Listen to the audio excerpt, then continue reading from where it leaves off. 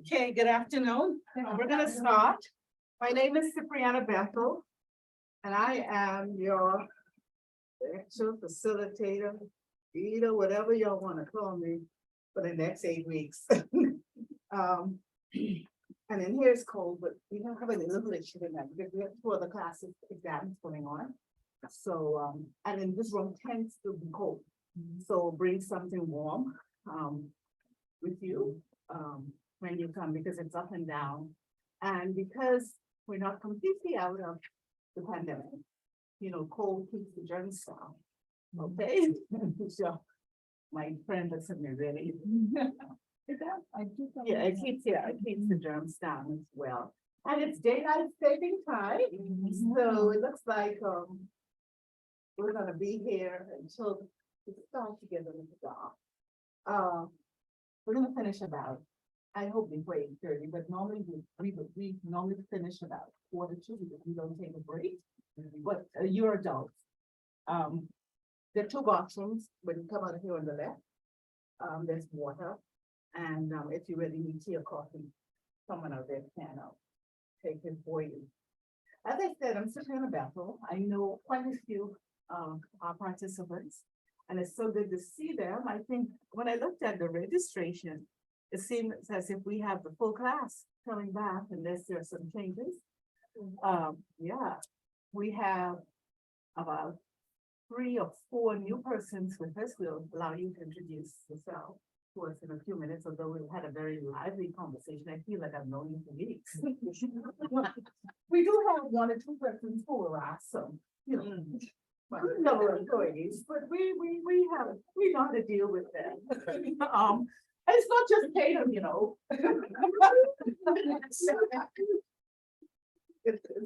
Anyhow, we had fun last time, but those of you who don't know me, I was actually one of the founding members of the Human Resource Association. Oh, that's right. If you go out and get history, you'll see Cipriana Bethel, past president of Bahamas Strip Association. Yeah. So we saw the need for it years ago, and we need it now. Yeah, you need it now. You still need it. It's a good thing. And what I learned, a lot of what I learned was through the association and the exposure that it provided for us locally and internationally. So it's a good thing. Some of you, you know, I promise I spoke to the president. I met her and another lady at Crypto, I can't remember her name, at a function there, and they promised to allow the past class. They did an excellent presentation on how to engage different generations in the workplace. So they're gonna allow that presentation to be held, where they can put it in on their schedule, but they'll get back to me when they're ready. So don't lose your notes and your information with that. Okay, so that's gonna be exciting. And you were able to network, okay? As I was saying in my life has been around HR and training. I began as an educator, taught at private and government schools. Any QC people in here?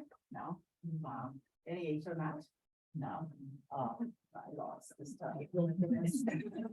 But only to school, I said, she, they look at it, with the same as the stage reads. Yeah, stage reads is the army.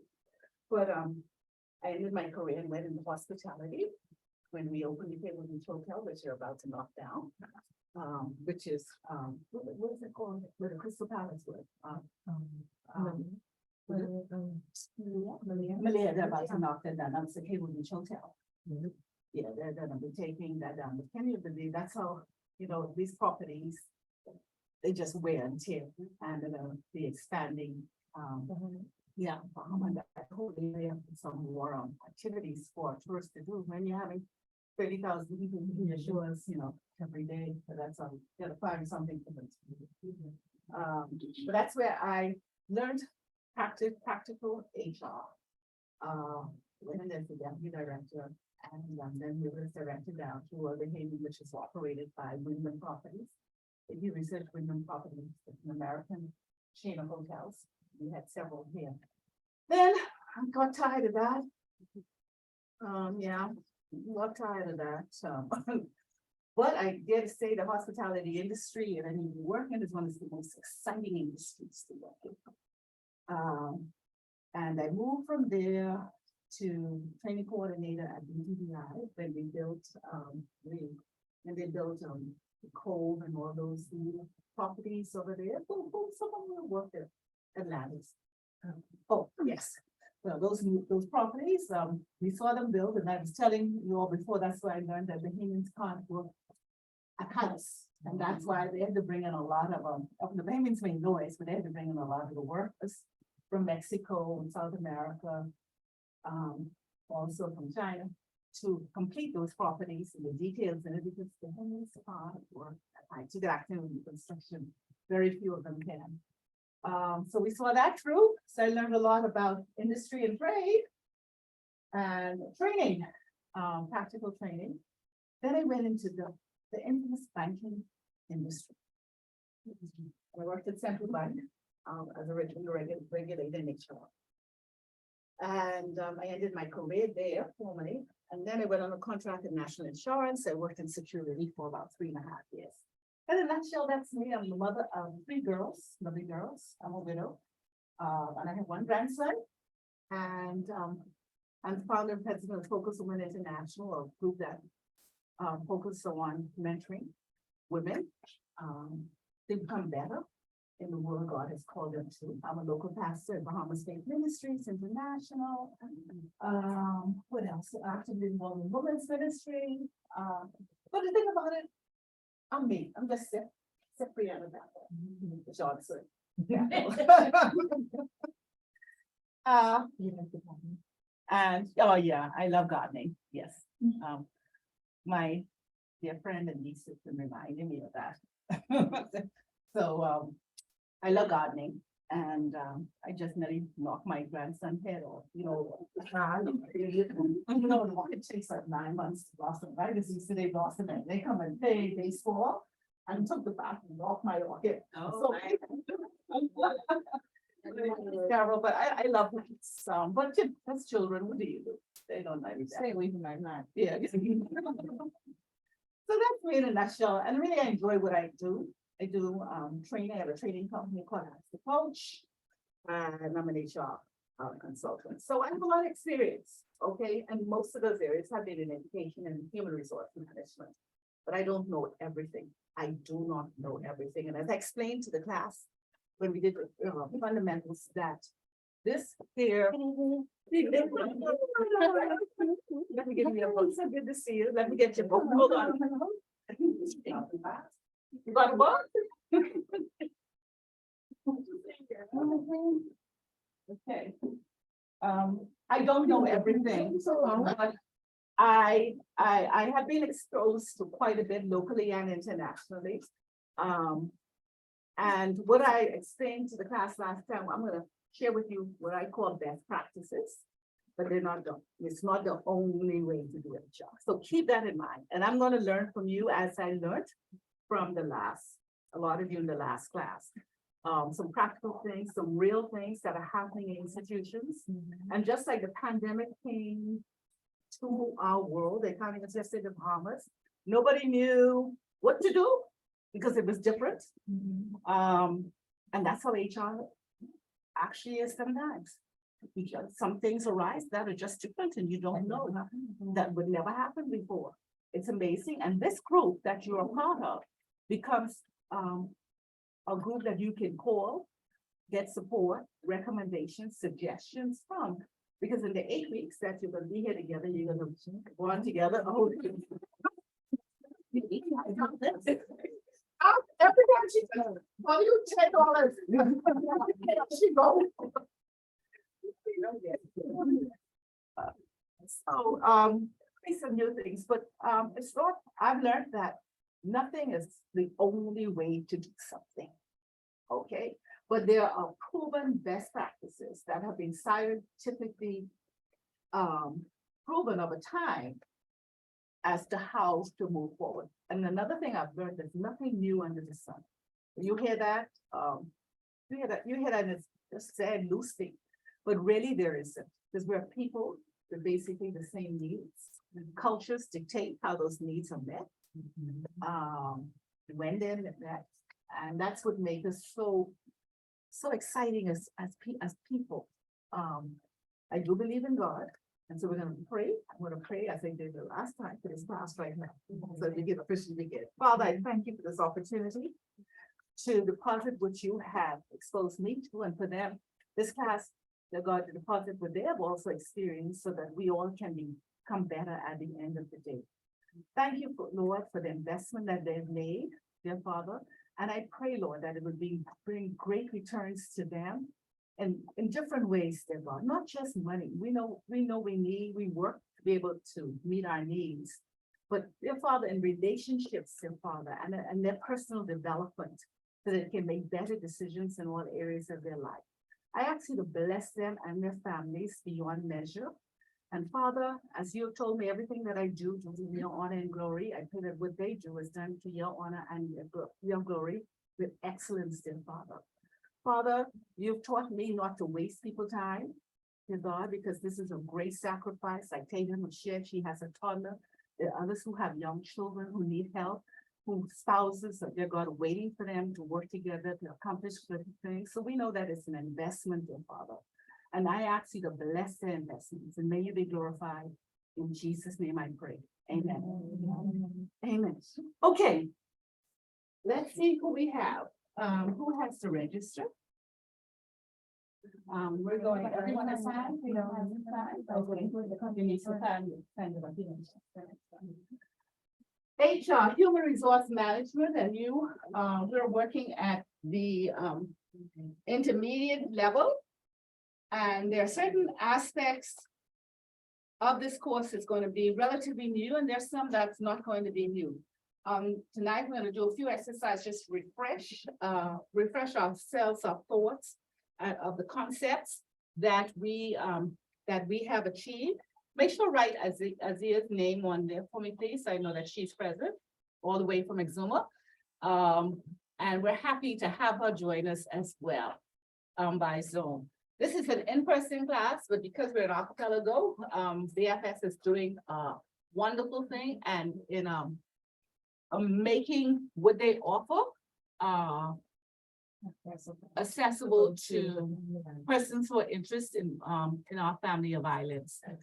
So I think that's a good thing. And the main thing is to pass the exam at the end of the class.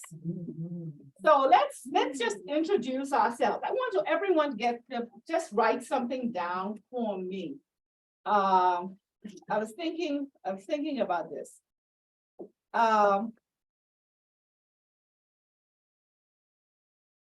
If you were, you're living, okay, I want you to write down, if you, an age that you would like to remain at, if you were given the opportunity, and tell you that, and tell me why. Wow. Write it down. I Age can't that you- range. You No, would I can be back and forth. No. I don't want, I'm going over straight. See, I want you to write one age down, one number down. That you would like to Okay, you know remain what? I'm gonna take the average. at. Okay, Of go the- of ahead. the number. Time this. Take, let's think of it. An age that you like to remain at for the rest of your life until you die, if you had a choice. And I want to know why.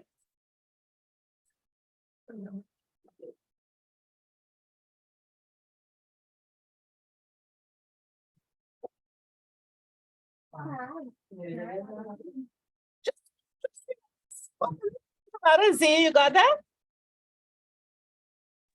Madam Yes. Bo, you got Yeah, I that? Okay, what age would you like to remain at for the rest of your life until you die? And I want you, you're gonna go first. Why? Okay. Don't start yet, I'll give you a minute.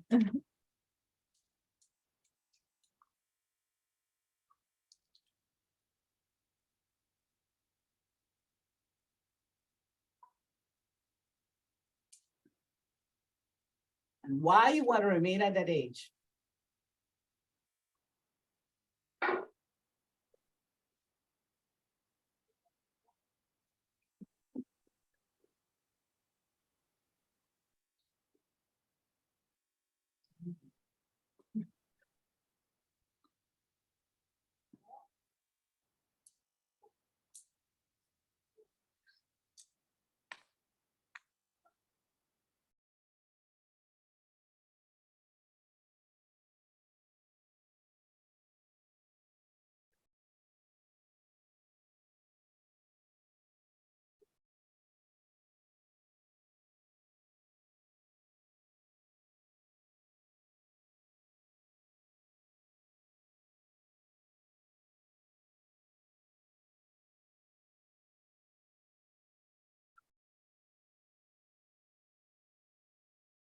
There we got it? Got a minute? Lady Bo, we're gonna ask you. And then with those who were in the last class, just as we go, just think of the generation they, they want to stay in. How would you align what they're saying to that generation? Okay, Ms. Bo. Ready? Yes, ma'am. What age would you like to stay at until you die and why? I like to say at my age, which is 35. Because at that age, you've lived your young age and experienced life with a mature mindset.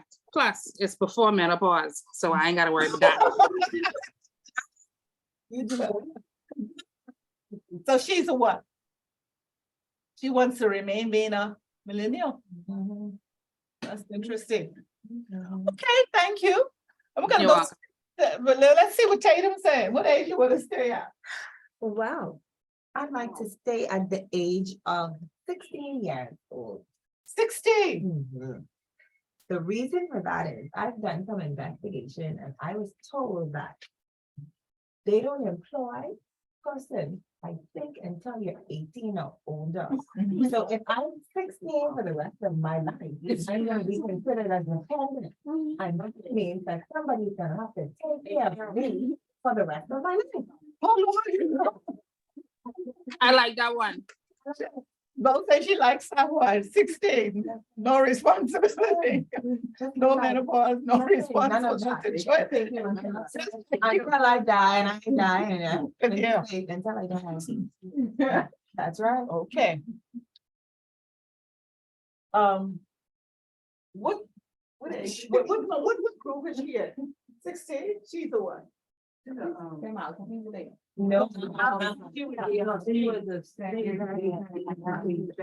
Generation Z, they call it, or Gen Z, yeah. One. Okay, you wanna go next? Yeah, it's fine. Oh, and by the way, for the members of the class, just tell them your name, that's why I'm Oh, doing this. really? Sorry. Sorry, my name is Tatum White Gator. And we had Ms. Bo from Exomo was the first one. Okay, sorry, I want, you to introduce yourself to the Okay. class for those who are new. Okay. That's why I'm one of the main reasons. Okay. So I'm Nikisha Hill. And I would like to stay at the age 12, simply because life was simpler then. I had no cares, no worries, go to school, food there, clothes there. I had none of that headache. Life was good. You want to stay at 12 for the rest of your I'd life? stay at 12. Okay. It's Yeah, good. be at 12.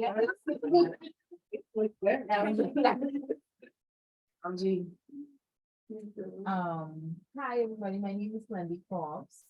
I would like to say at the age of 32. Okay. Why? Because I've realized that at this age, I've learned a lot. My past, I'm realizing pushed me to be where I am today. So I say at 32 because I've learned a lot and I'm learning more. So I'm in between accepting the past and embracing my future. So I perfectly stay right where I am.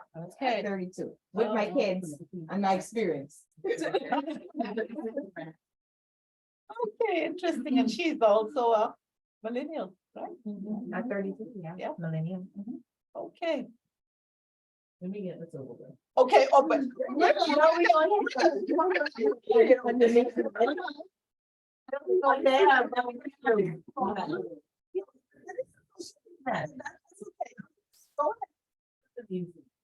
Okay, age 22, I was married yet. I had no children. I was working, I don't mind working, I'm not in my own stuff. So, age 22, and I didn't have a mortgage yet. So, That's why at age 22, I could. Decide I you're having your money. I'm just making money. making my money and keeping it instead of paying mortgage, paying school fees and. Oh, I was like, okay, well, look at that.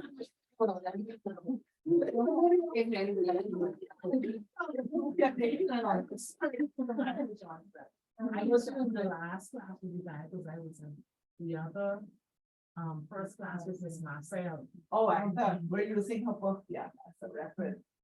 He was one of my mentors, wonderful person. Welcome, welcome, welcome. Thank Thank you. you. Thank you. Wonderful, Okay. vibrant group of us. Yeah. I know this we have, though.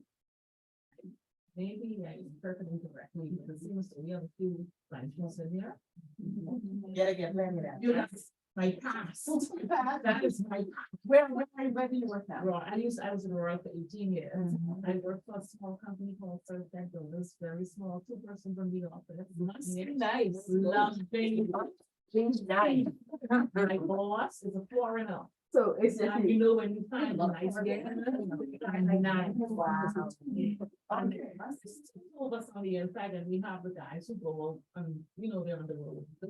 We do, openness, HVAC, heating, air conditioning, refrigeration, stuff like that. Wonderful. Okay, we'll talk some more. Let's come back. Okay. Now go to Maria. Wait, no. Someone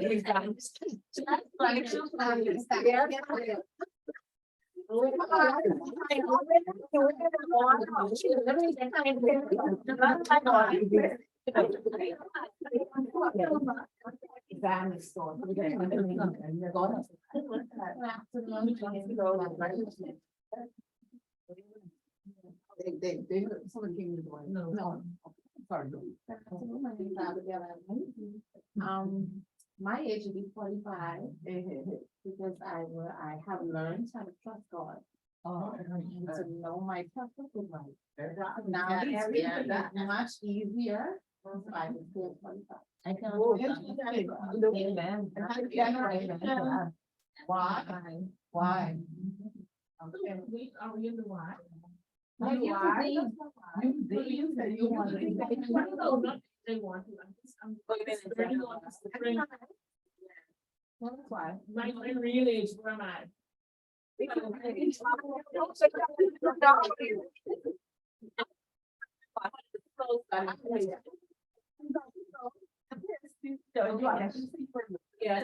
Wow.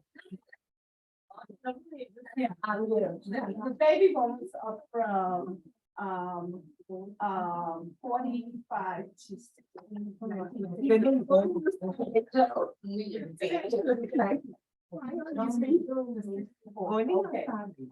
Okay, okay, we got Abigail, sorry,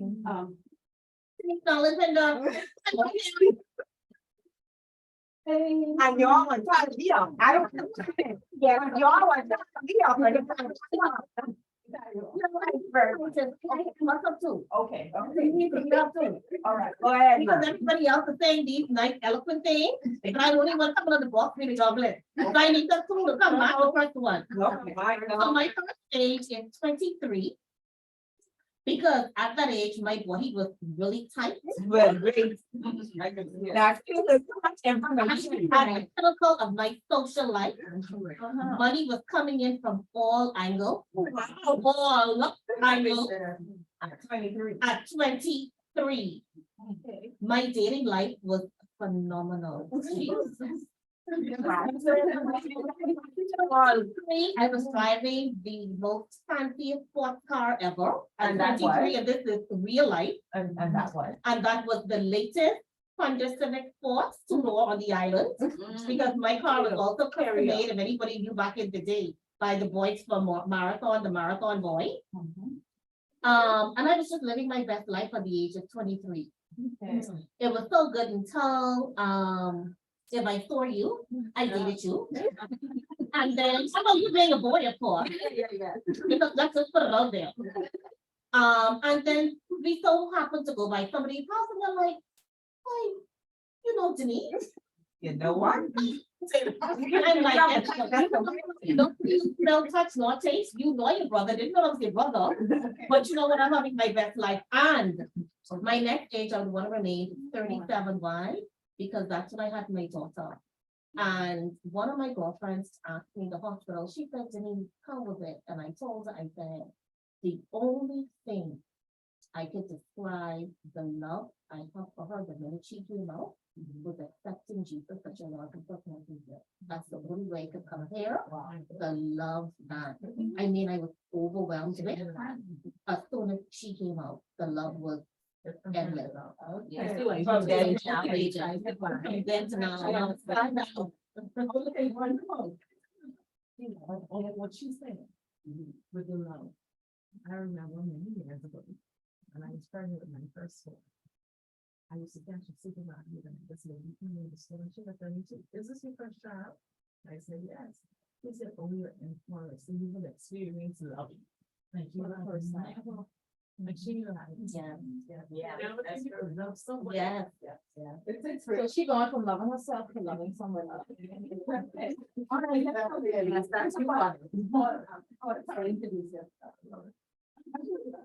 Jason Moore. I prefer to stay at Maine. Reason why is because life teaches you a lot of things.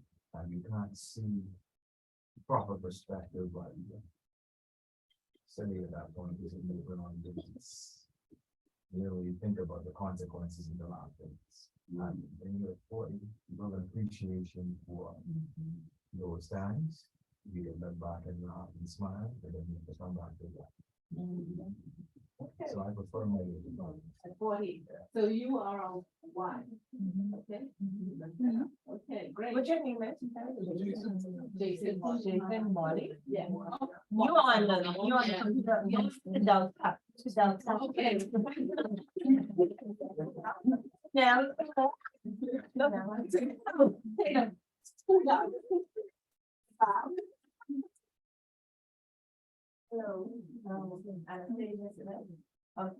Hello. Okay. Just speak so that we both can hear you. Yeah, just project a little bit for me, yeah, okay. Ms. Smith? Age that I chose was 29. Because at that point, my kids were manageable. I'm able to celebrate every year, the last year in the 20s and going into the 30s. And I was old enough to be wise, but young enough to still have fun. Okay. 29, that's a millennial as well. And where do you work? What's that about? Okay, so good. Wonderful, thank you. Good evening, everyone. My name is Alicia Hepburn. I chose the age 35. I'm not there yet.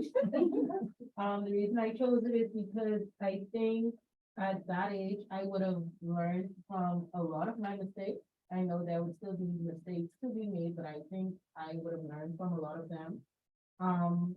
I would have had a bit much experience. in life in general. I think it's still considered young. I don't know what it would be like to be beyond that age. So it's more of a safety age, and I think I would still have my memory.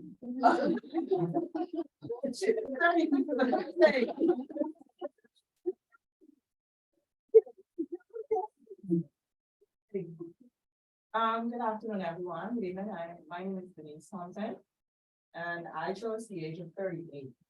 At the age of 38, I was very active, just really getting on the dating scene and enjoying that side of my life.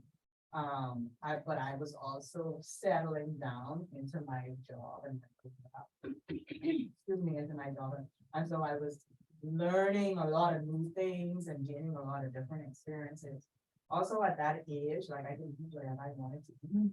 I was still very active. My metabolism was still working, like only says stuff on the max. Now, like it's like my metabolism on stop. You know, I drink water, I put on weight. But in all essence, you're just young enough to enjoy what's going on around you and appreciate it, but you're still old enough to make wise decisions and be able to foresee a lot of things that could come based on your decisions. So I would prefer that. Oh, 38. Wow, interesting. Okay, I would choose the age of 30 because that was the last year I had that was the year I had my last baby. He's what, 8 now? That's right.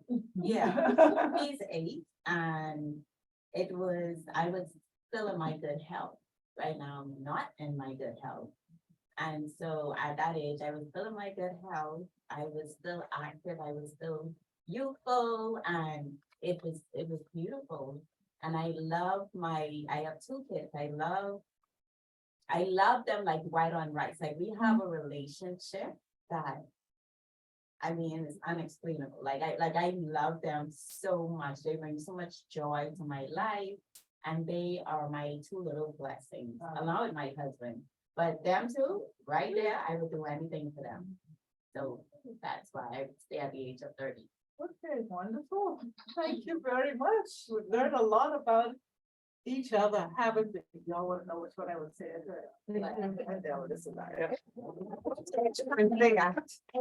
My name is Crystal Burrows. Roll Burrows. I live in Roll. I still live in Roll, but you know, I'm in Burrows. Okay. Still got Roll. Yeah, so, I don't know. I was thinking about it when y'all go up there. You know, it's always good to hear about it, but I think I would stay in mine when I turned 50. My husband would have still been alive. Amen. I would have, yeah. So, and we would have had experienced a lot of things. I had at that time, Amari would have been 10, was my last child. I had a 17 years, so I was one of those. Yeah.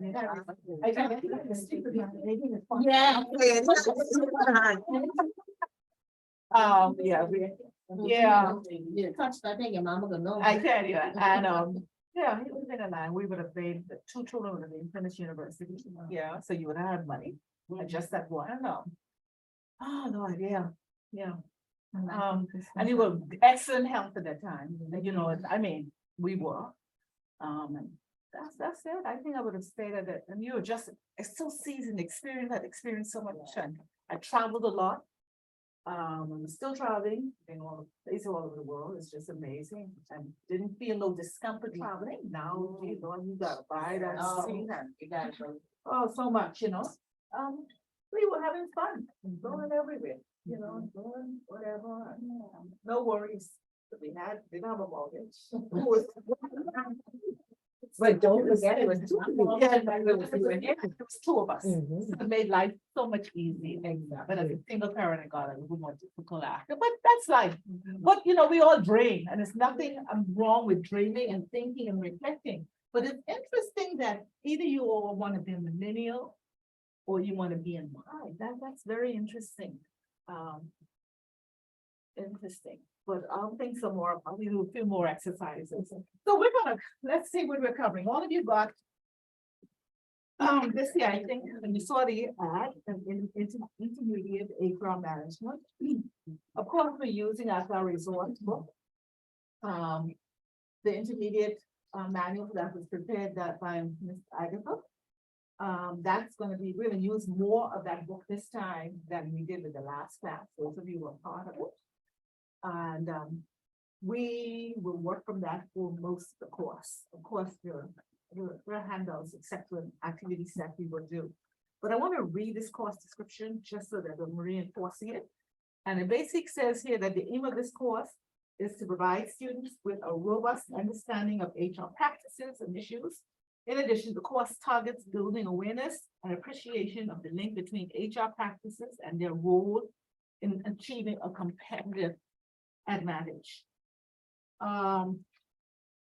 And then it goes on to the objectives. I think the booklet is the print is a little larger. Miss Bethel, Yes, can you Yeah. please ask if Miguel is there, can you ask him if he can send them to me? Because he didn't send them today. he didn't. No, he didn't. He's not here. Okay, I'll just call in the morning then. Yeah, he's not here. Okay. Okay, Okay, so I'll just continue to go through it. And you will get your booklet, okay? yeah, that's no problem. Okay. So what we're gonna do with, let's go through the objectives with upon completion of this course. I want to go through them one by one because this is what we're gonna do something every week. And if you have any questions, so let me just read it out for you.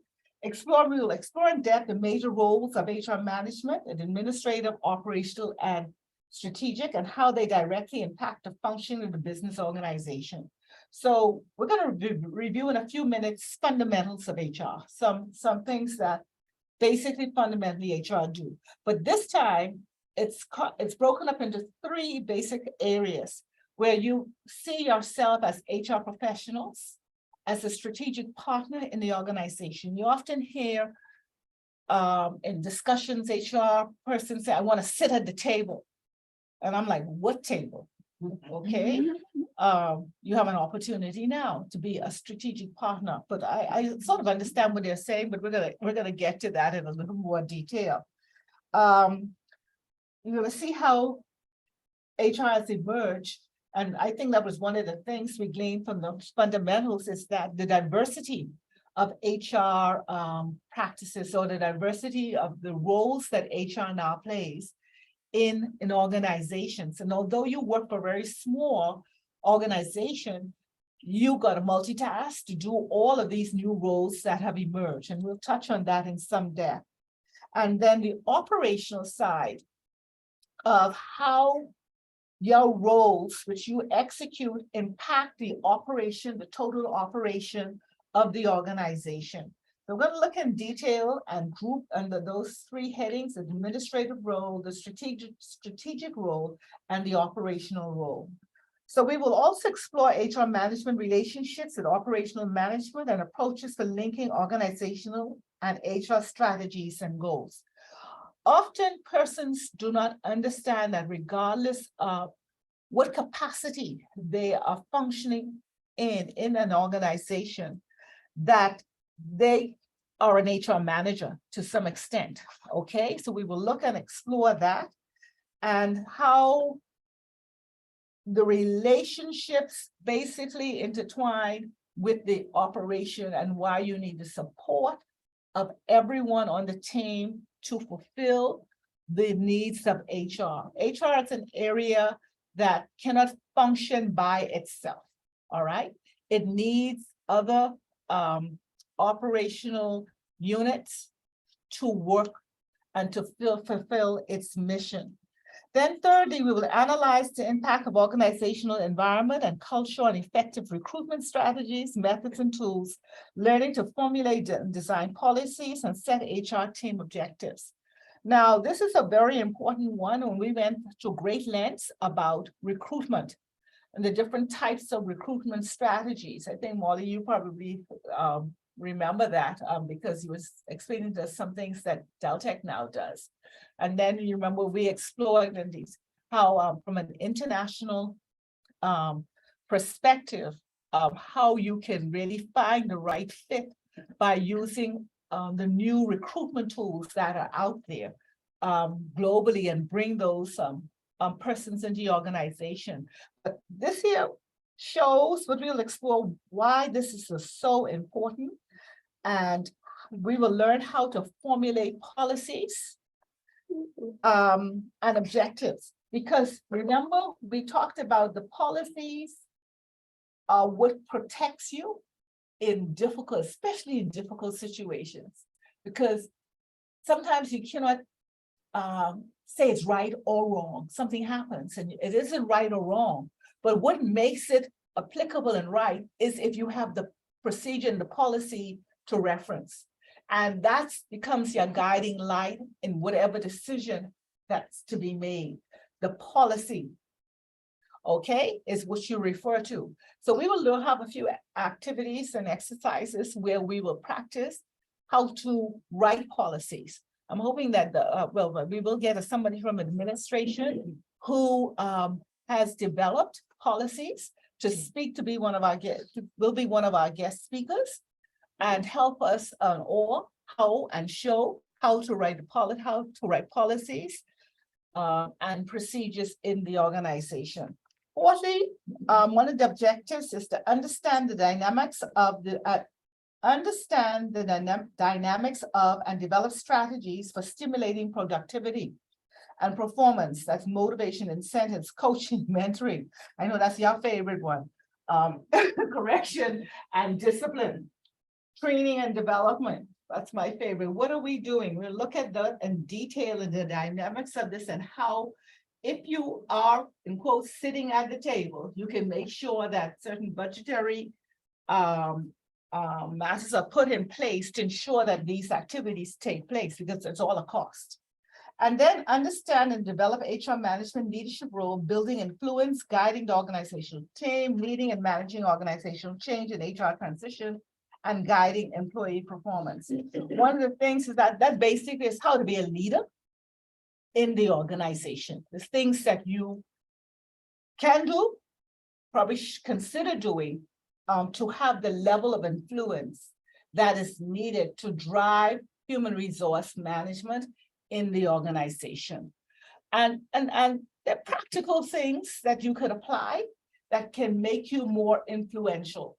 Trust, integrity, the news today, I guess, knocked everybody off their feet. But it all comes back to integrity, trust in the role that you are playing in your respective organization. So these are the basic aims of this particular course that we will cover. Any questions on anything about the aims and objectives of the course? Clear? Straightforward. Now, I don't want nobody asking me or telling me that I ain't say that.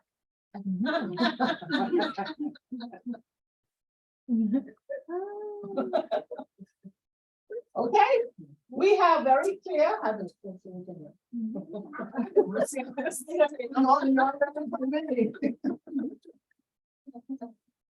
Okay, what we have here,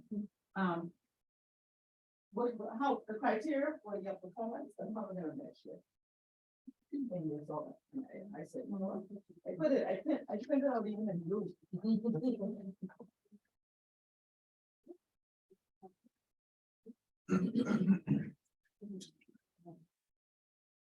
Okay, we're going intermediate. Okay, so it's a level up. When you finish this, you should be able to function in an HR department.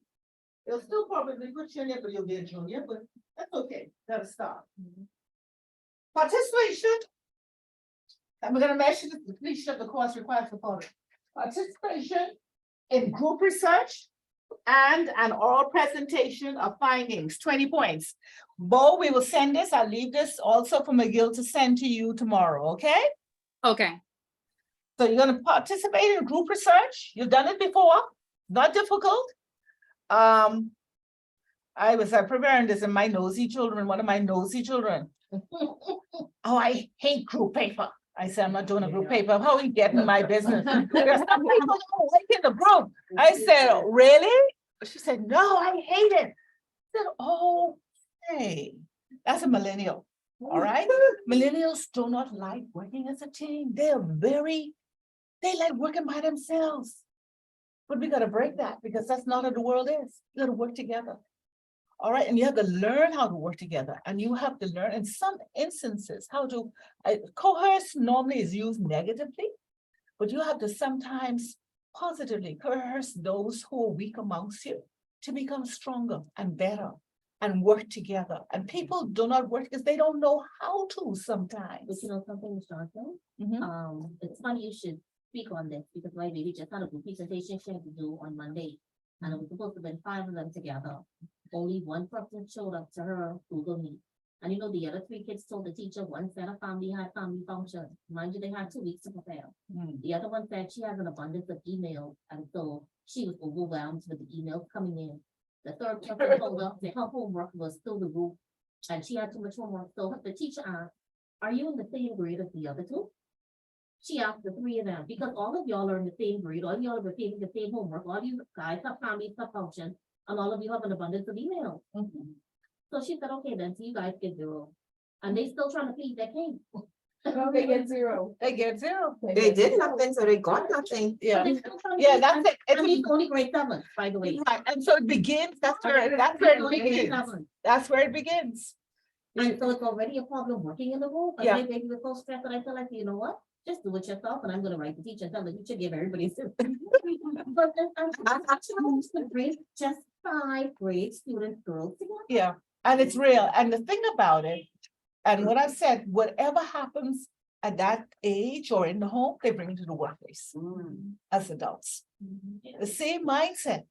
It's amazing. Very sad. It's very sad, but we're gonna learn to work together as best as we can. So you're gonna get 20 points for that, and that's very weighty.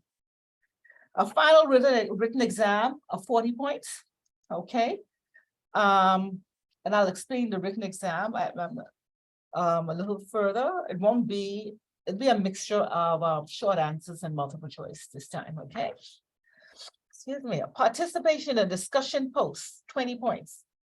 All right, basically what happens there, when those of you who have been to university, or college or commerce or something, it's similar, or it's something you can not call it right in there. So excuse me if I come over.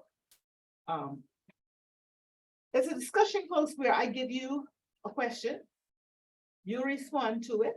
Okay, I give everybody a question, and maybe I may divide it into 2, but it has to be a discussion post. And you respond to it, and then 2 persons respond to your post. 2 persons, okay, respond to your post. Or I could also have it where the entire class respond to your post. And it does not necessarily have, the written part will come to me from the individual, but your response may not have to be maybe in class. It may be, I may ask for it to be written. I maybe have it or send it WhatsApp or email or whatever, but I will decide on that after I get a feel for the group and what you're comfortable with doing. But we will have a discussion post on a HR topic that's, I call it itchy right now. And get your response to it, okay? So we're learning from each other, we're researching, you're talking to people in your organizations as well. You're Googling some information. You, those of you who have access to, probably, maybe as a member, you have access to the HR online school. Some of you may have access to Harvard School of Business. I don't know what you have access to, okay? But you do some thorough research to provide an answer or your personal feelings about a particular topic. We call it a discussion post. There will be 2 short quizzes. I said 10 points each, so that equals to 20. And they will be online. I'll send the link. And we'll shorten the class 1 evening, or if it's 2, it'll be 2 evenings. You go home, you can do the quiz online. but it must be completed, by the end of the following day, okay? And it's electronic, make it easy for you. And as I said, there will be class discussions, guest speakers. I have on board 2 guest speakers so far, who will be a part of our class. One will address compensation and benefits, which is part of, the operational and strategic, really. Part of administration, actually. But, we'll give you some really strong details of how to deal with comp and ben in your respective organizations. And there, dealing like comp and ben, and that's one area of HR I can't stand. It never ends. It never ends. Comp and ben and recruitment, yeah. What's that? Yeah. When that finishes.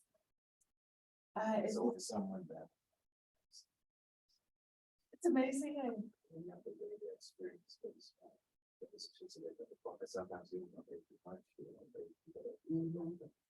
Balance it out, yeah. So this is gonna be great, and then of course our regular PowerPoint, presentations, on topical areas that relates to HR. So we will, get more details of the assignments and what to do in the timeline to, our next class. You all okay with that? Yeah, You so feel we won't have no pop quizzes, right? No, I don't, I. That's high school. No, there, Fernando, there's one was preparing a quiz for somebody, the first class here, and I'm like. Okay, put some. But no, some people like quizzes, like pop quizzes. And you're professionals, you all are coming from work, most of you. And some of you work very hard in the day, my friend. Some of you work very hard, and I want you to come here to enjoy the class. We're not friends with the food. I know. She will be able to make it, and she want me to run it on message to you. We have a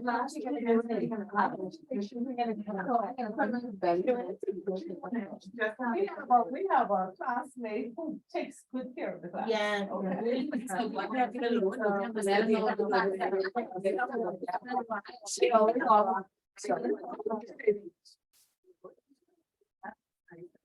All right, so let's do something now. HR fundamentals. This is very important. I think she did.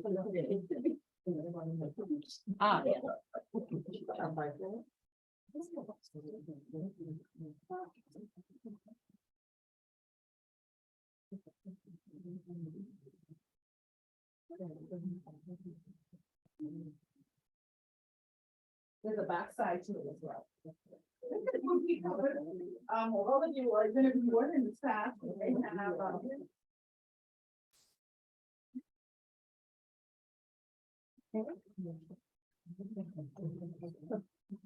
why? There's much too much. No, you can do it. No, you do it.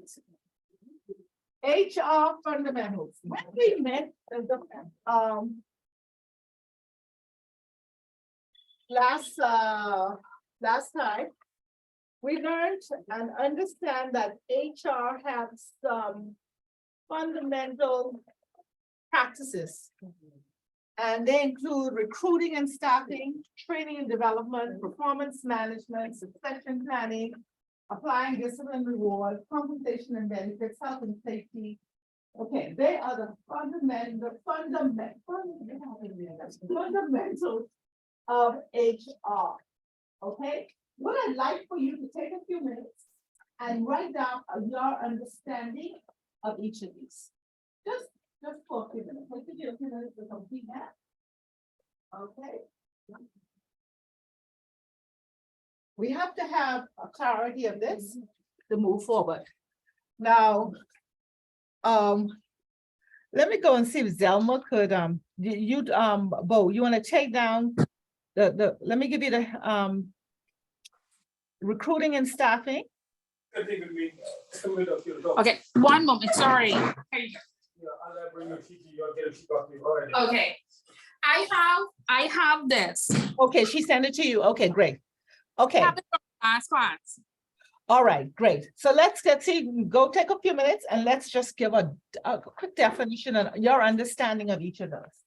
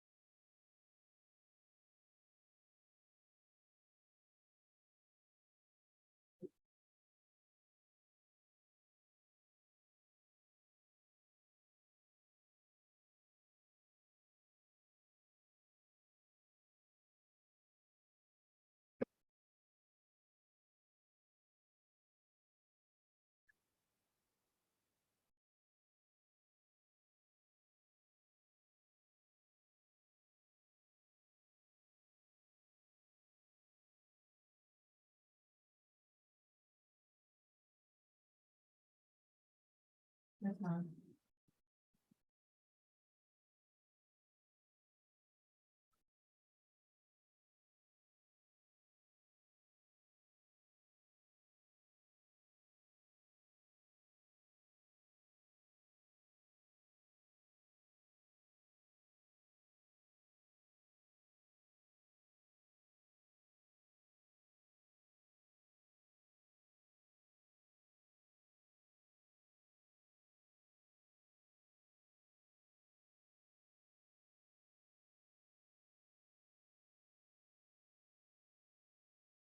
Okay. Are we coming on? You know, it just want finish.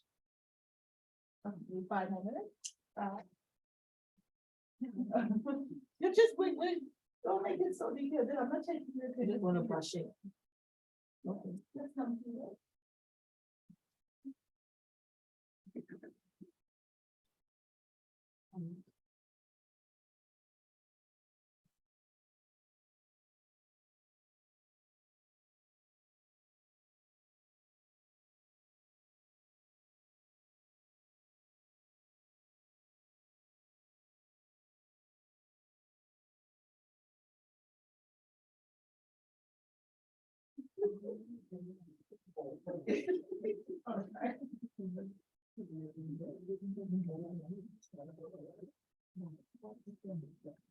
Okay.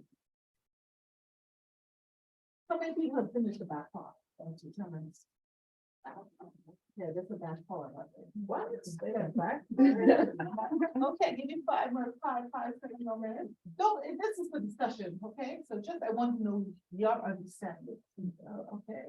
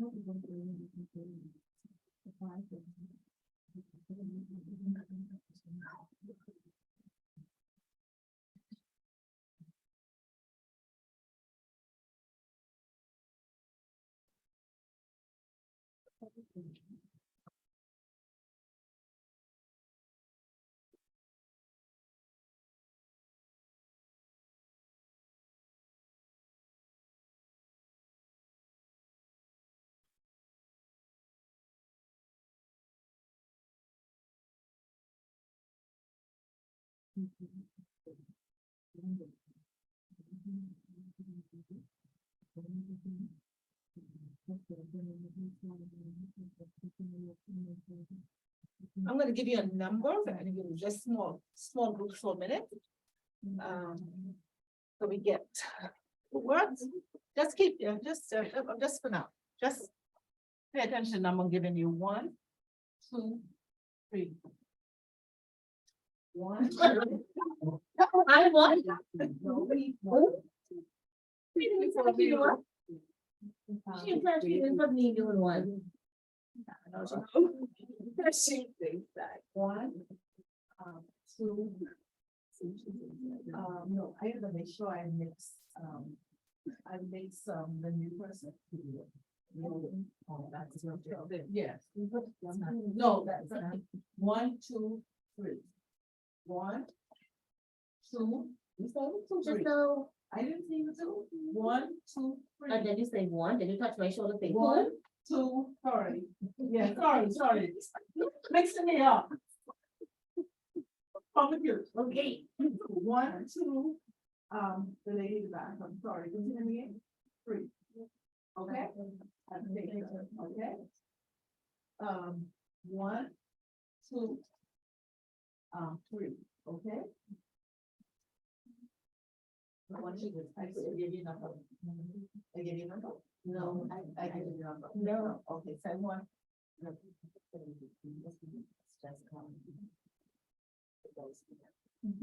mean, I'm right, sorry.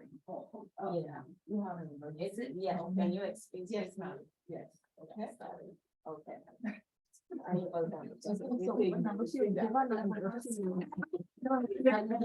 No, actually, no, one is not the name. Taylor is 2. Somebody get out my paper. No, that's not. Yeah, that's it. Coming back to the class. Yes, I am. Yeah, I did the paper. Yeah, okay, that's fine. You coming back tomorrow? No. Wednesday. Yeah, nice. It's nice meeting everybody. Likewise. Sorry. Want you to join Which number? 3. Abigail and 3. Okay. Go to the corner there. 3, just stick around that table in the corner. Group 1, circle around here. Group 2, you stay right in the middle here, okay? You give me 4 when you want. Why didn't you do? Give me 4.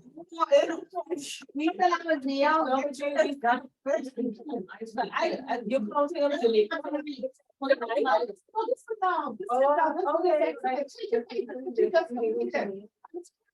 To make sure we got you all into with the. Stay right here with Taylor for me, Miss Bo. Bo. Yes. You stay right here with Tatum those, just right around, going right over.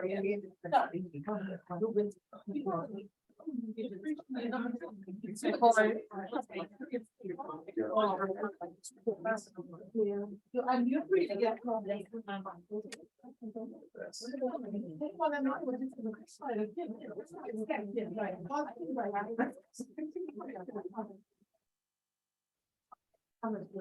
You have the answers that you get.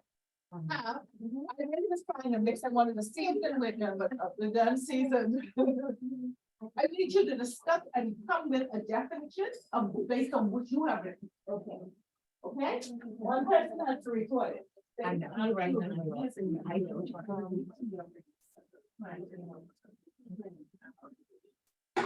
Did you repeat that again for me, please, Michelle? You discuss what you have just written and come, make sure you have a definition for each of those that we have just written. Oh, which so- you have written. You come to some commonality of, for our discussion. Okay. All right. So why are you gonna move my chair? I apologize now. I moved the black one. No. And then strong, no, You they're are not not strong. strong. This one. Somebody could get that one right. And Azia is joining you all, with you all. Oh, she in Agro? Yes. You guys was pulling your leg. in. You know the picture.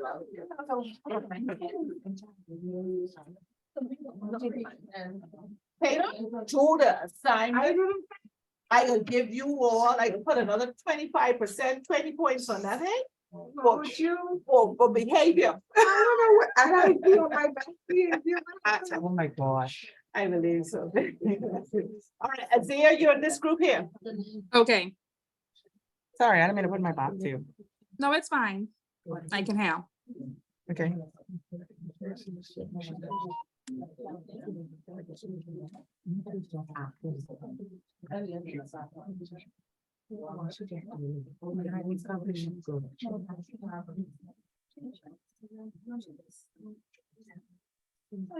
I can't really hear her. We realized that. Yeah, sorry. We realized that. Oh, now they ready. I have the process used to hire new talent. With this one. We have to dis- So this will have. Every, can no, help we with have to- we have to come up. You have to come with one And- answer. yeah, or for all of questions for them. art. Okay, fine. I have a few. So that's a good one. Thingy. So the process for. Used to hire talent. That's it. And that actually covers both the food. So I Well, would it's- say, That's what I basically have as well. yeah, what I wanna say is that, this is one of the fundamentals. This part of what you're doing, that's private. Open position. Don't forget, she in our group, so she have to hear too. Okay, so that, this would include of doing advertisement. Open positions of the company. Allowing the individuals they want to interview based on the application. I'm trying to see. I know. Organizing the interviews to take place. Organizing the interviews to take place and select the right candidate. Also conduct assessments and tests. And also do reference checks. Oh, that's, yeah, that's Yeah. about it. As part of the process. Um, Training and development. yeah, So he's staff. seeing it every day. Um, Staffing is known with the department. So I incorporate that in the answers. Okay. What's over here? Well, mine is just like, it's knowing who you want to hire, to run your organization based on what their skills and needs of the organization. And then knowing which department needs what set of talent, what set of skills to work for. Mhm. But I like hers the best just because it's short and it just represents what you just said, and what I just said.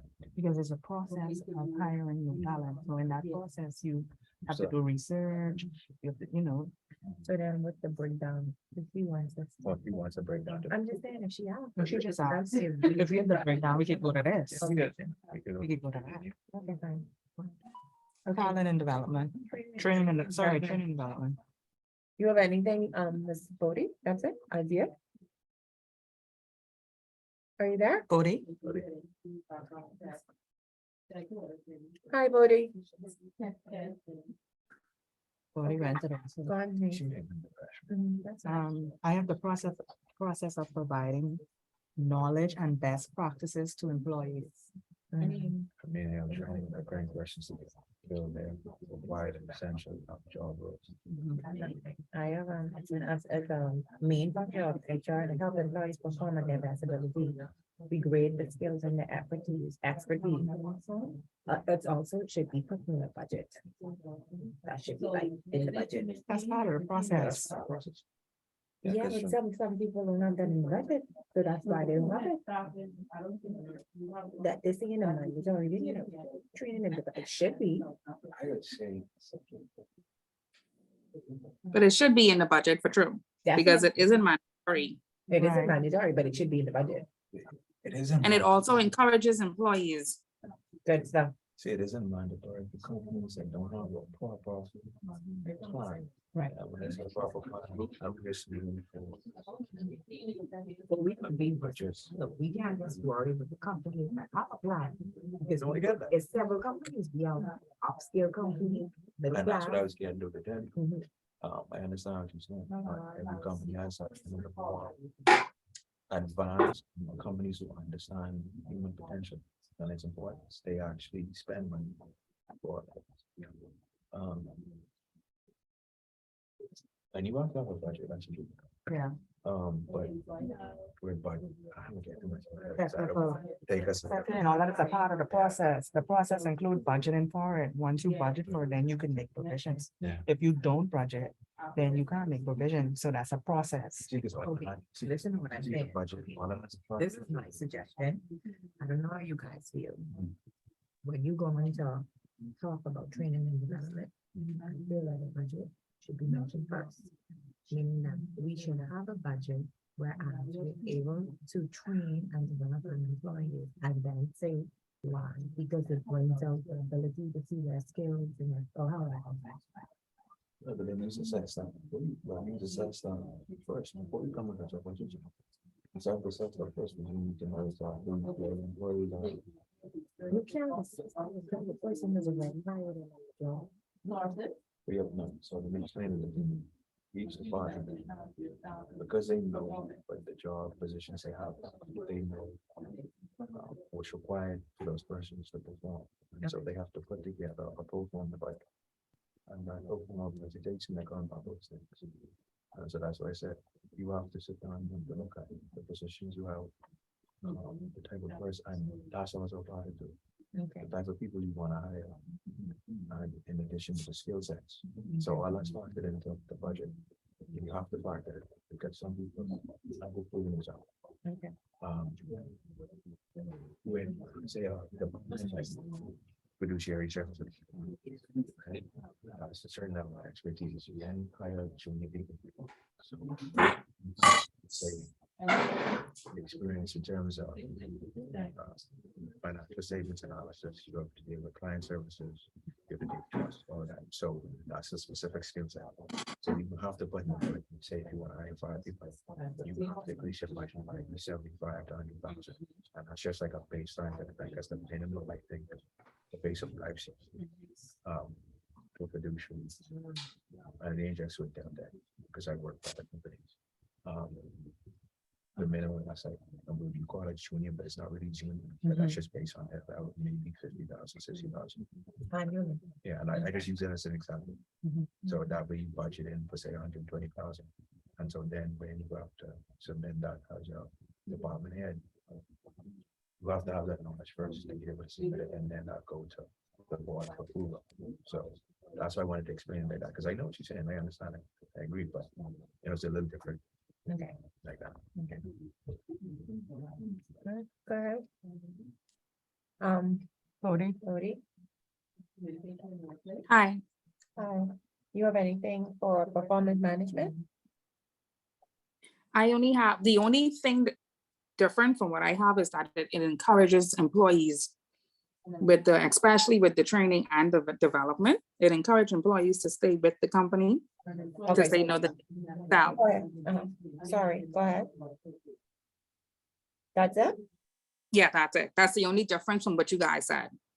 Okay, so we're going to number 3 now, performance management. You have any topics for that?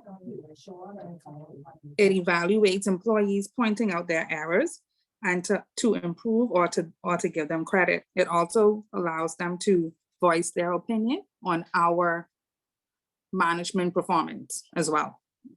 Yeah. Okay. That's good. You could go with that one, yeah. But you have this one is 40? Yeah, that's what. Yeah, that's what it is. See, I mean, I got a performance manager as a measure of how well a person completes the tasks and assignments. And we also make sure that the aligns with what the company standard is, in terms of the performance level. But she said it the best, so. You can go with her. You can't say you wanted that because you didn't have anybody else. Do you have something, Jerry?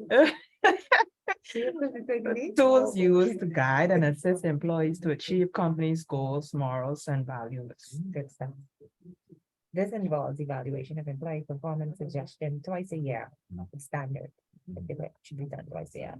This is important to identify employees' strengths and to see their growth. Sorry, who is doing that training? Which one of the dances you like? Training development? I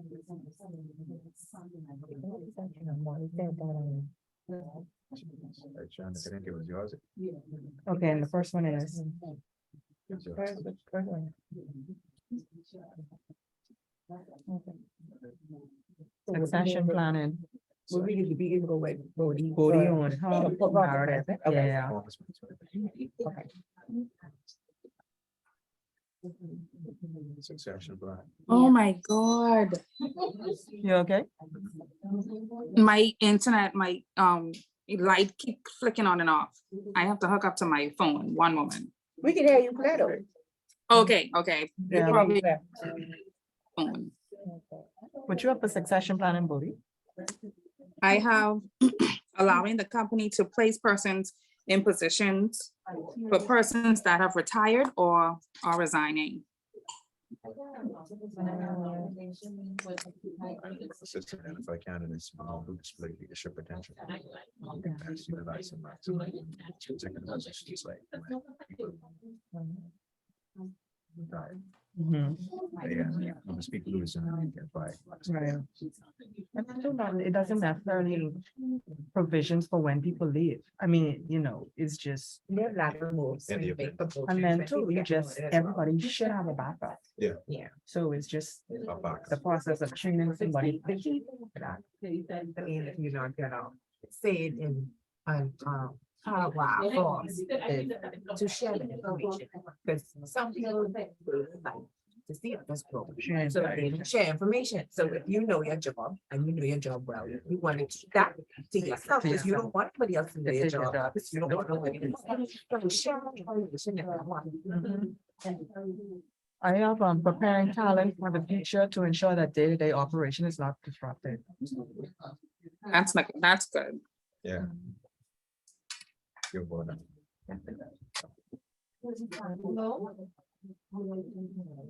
Applying discipline and rewards. Cody? I have it nice and simple. Written warnings, etc., and either giving incentive. Right. Tatum? I didn't really write anything, but Criteria. Employees meet. Based on their performance. That's for the reward section. And explain with discipline is just a process. That you discipline employees based on where how simple infractions they commit. That's too wordy, that's too long. So if anyone else has something shorter. What I have process used to reward or administer disciplinary actions. Okay. That's And- what, that's you, that's nice, I like that. What board you got? Cody, what you have again for me, please? I have give incentives and disciplinary actions with written warnings and etc.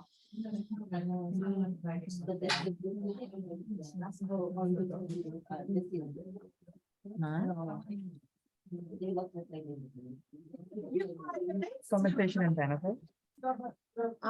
this is where you, basically compare what the other organizations are doing and to basically make sure that you give the best rates to your employee. I'm saying, so we should be going.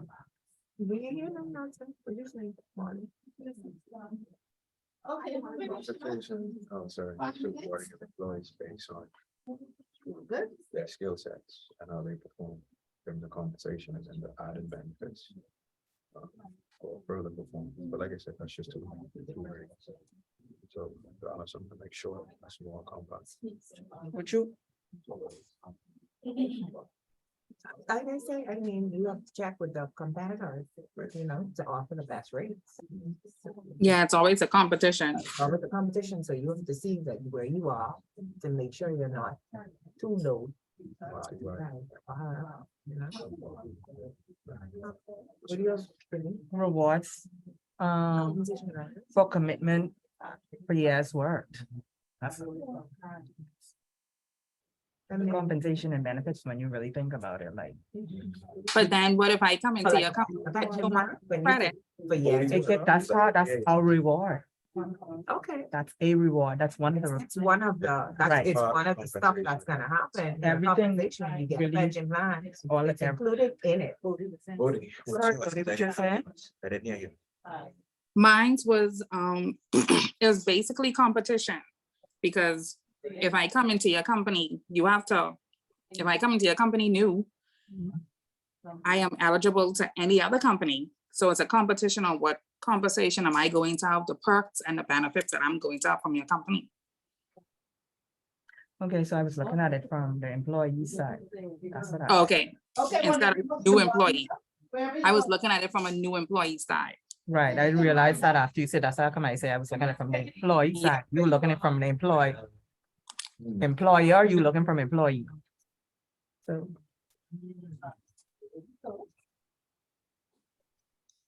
I think.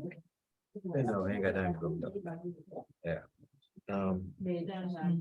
Rewards. It's definitely a reward program. Yeah, it is. Incentives yours. I don't wanna say that, the compensation benefit, because I think the awards go with reward. When you give awards, when you say, you give it, rewards and recognition. You're saying, you understand? I have to say, Yeah, that's. compensation and benefit is not a reward, because you get that, whether you perform good or bad, right, forget. Mhm. Once you're employed there, you pass probation, you're entitled to this, you understand? Yeah. Your compensation. Basic thing, This yeah. benefit, That's your once basic you thing. already, if you already come on this job, Right. and you already passed your probation, you become permanent, this is something that you get.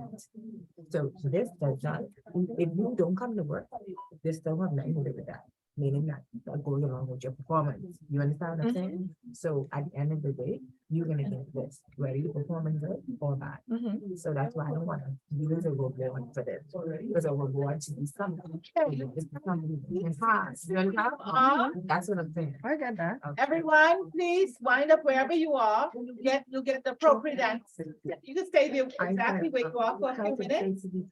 Should be. Okay, as we go through this, this is the foundation for us moving forward to ensure that we all have an understanding of what human resources, the fundamentals of human resources management. Okay, and it's very important that each one of these areas, that they are clearly defined. As you know, human resources managers are what we call a bridge between an employee and the company's management, the management. And HR acts as a bridge. Sometimes you're liked by both, sometimes you're hated by both. That's just the game. And if you're a human resources manager, it's important that you understand the specific functions of human resources.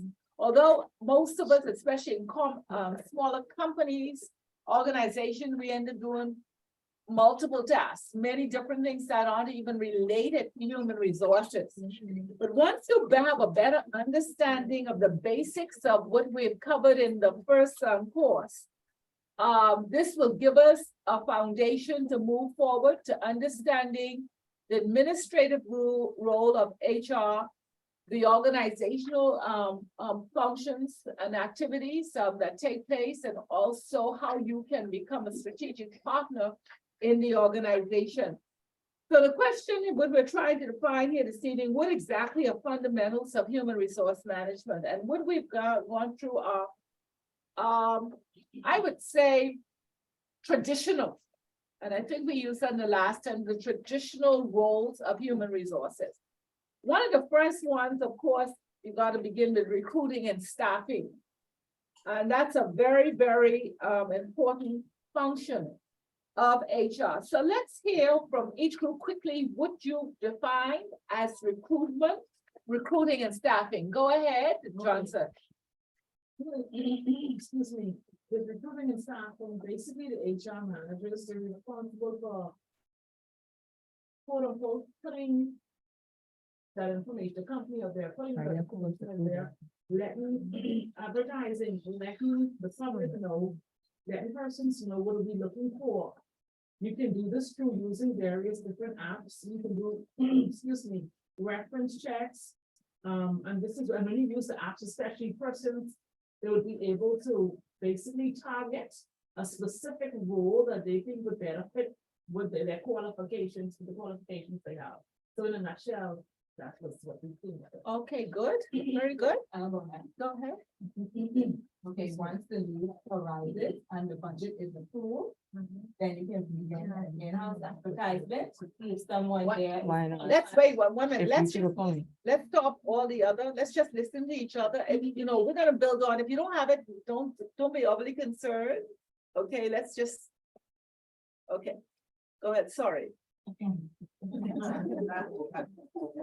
Start again. Okay, once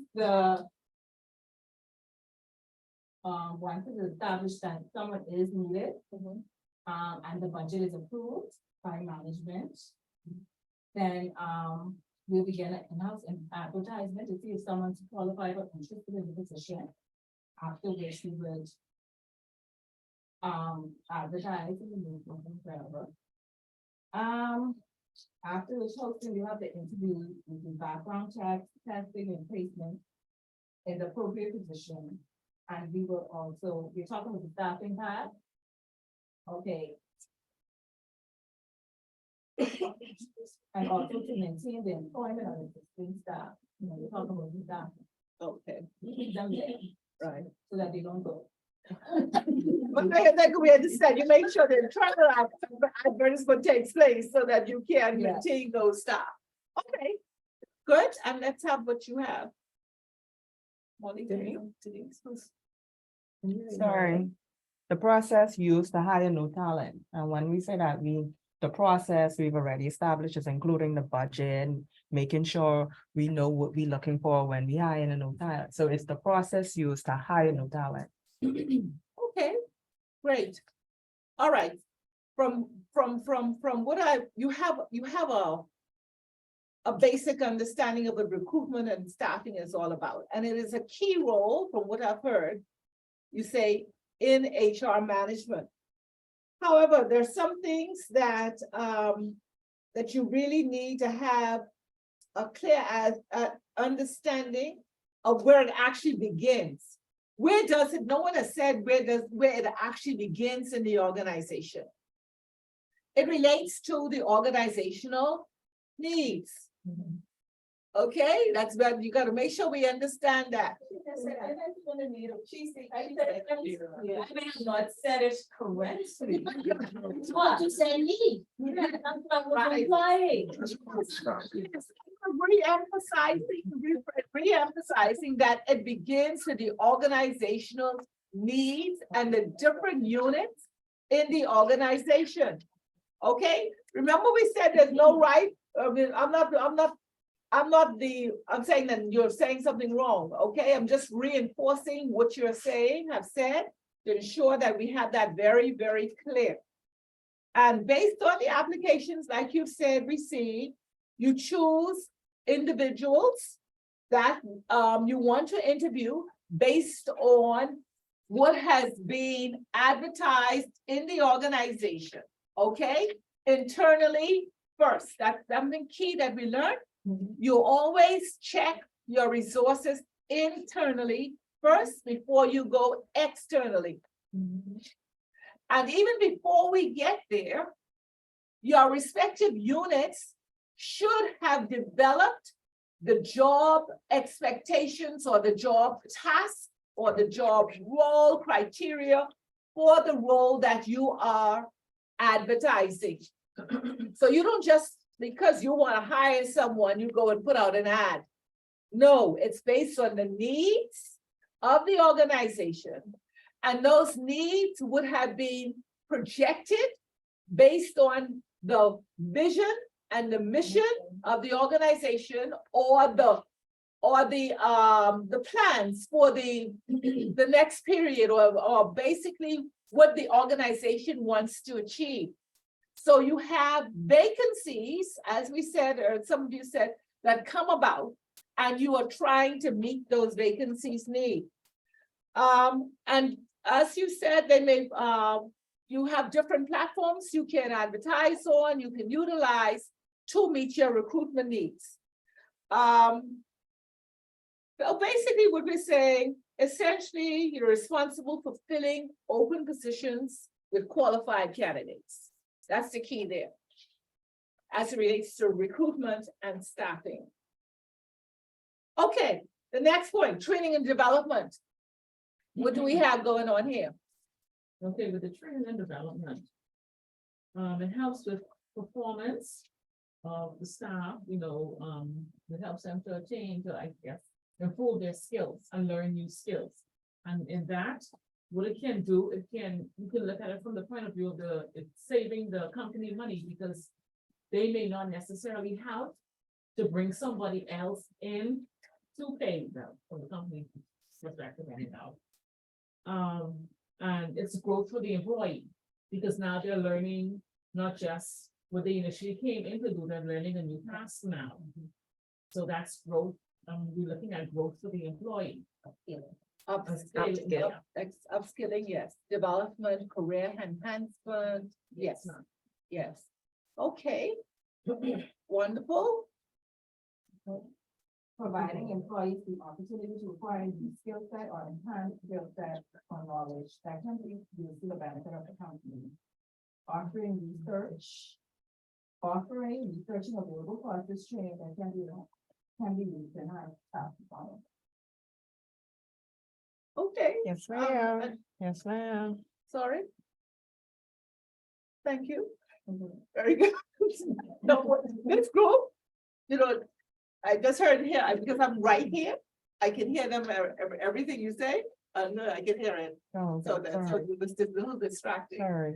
So that's, okay, go ahead. Right, Training Rita. development. Training and development, this is another main function of HR managers. Basically, in a nutshell, similar to what Nikisha said, it helps the employee performs at their best ability to upgrade the skills and to find their expertise. And it should also be put in the budget first and foremost, so we can be able to go forward with the training. And that's a key, that's key. Make sure that your training and development projections are identified and put in the budget because it's an investment over time that organizations are making. And they like to see returns on that investment. So it may be a year later, there should be some marked type of improvement because of the new skills and information the individuals or the employee has gained. They should be more talented. They should have more acquired, more efficient because they've acquired additional skills or perfected the skills which which are needed for them to perform their jobs. Also, remember with training is different from development. Okay, remember that? We're talking about two things. Development relates mainly to career enhancement in the organization. Okay? And you would have identified or the employee along with you at some point in time would have identified their development needs, and you would have agreed with them, or they would have agreed with you, a path to take to enhance that development or to bring about that development so that they can become more productive and the efficiency would improve in the organization. We're going to say something? I have a question really. It's basically for me to understand how you think and how you grade. So if I was to put, based on that question that you just had, if I was to put the process of providing knowledge and best practices to guide employees.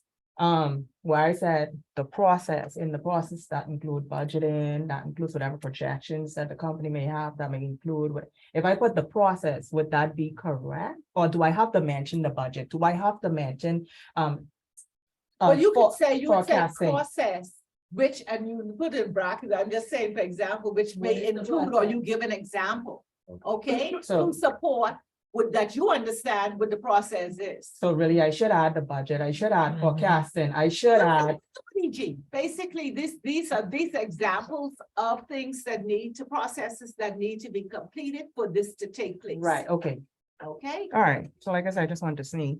great. Performance management. Can we go first? Performance management. Let's Okay. go, let's keep going. Identify strength. Users identify the strength and weaknesses. Evaluate your staff members. During this evaluation, you know, you get to coach them with, I guess, the different areas that they can improve and how they can improve. I'm not sure. Okay, that's a key area for, that's one aspect you Mhm. touch on, of performance management. But it includes some other aspects which we will probably glean from some of the other two. Just hold on to that as well. Yes, ma'am. Okay, that's one major aspect. Yes? An employee evaluation that opens and maintains communication in the workplace. This is also to ensure that the goals of the organization is met. That's it. Lastly, to monitor the level at which each member is performing. Okay. That's fine, and you, basically, you like have to that? yeah.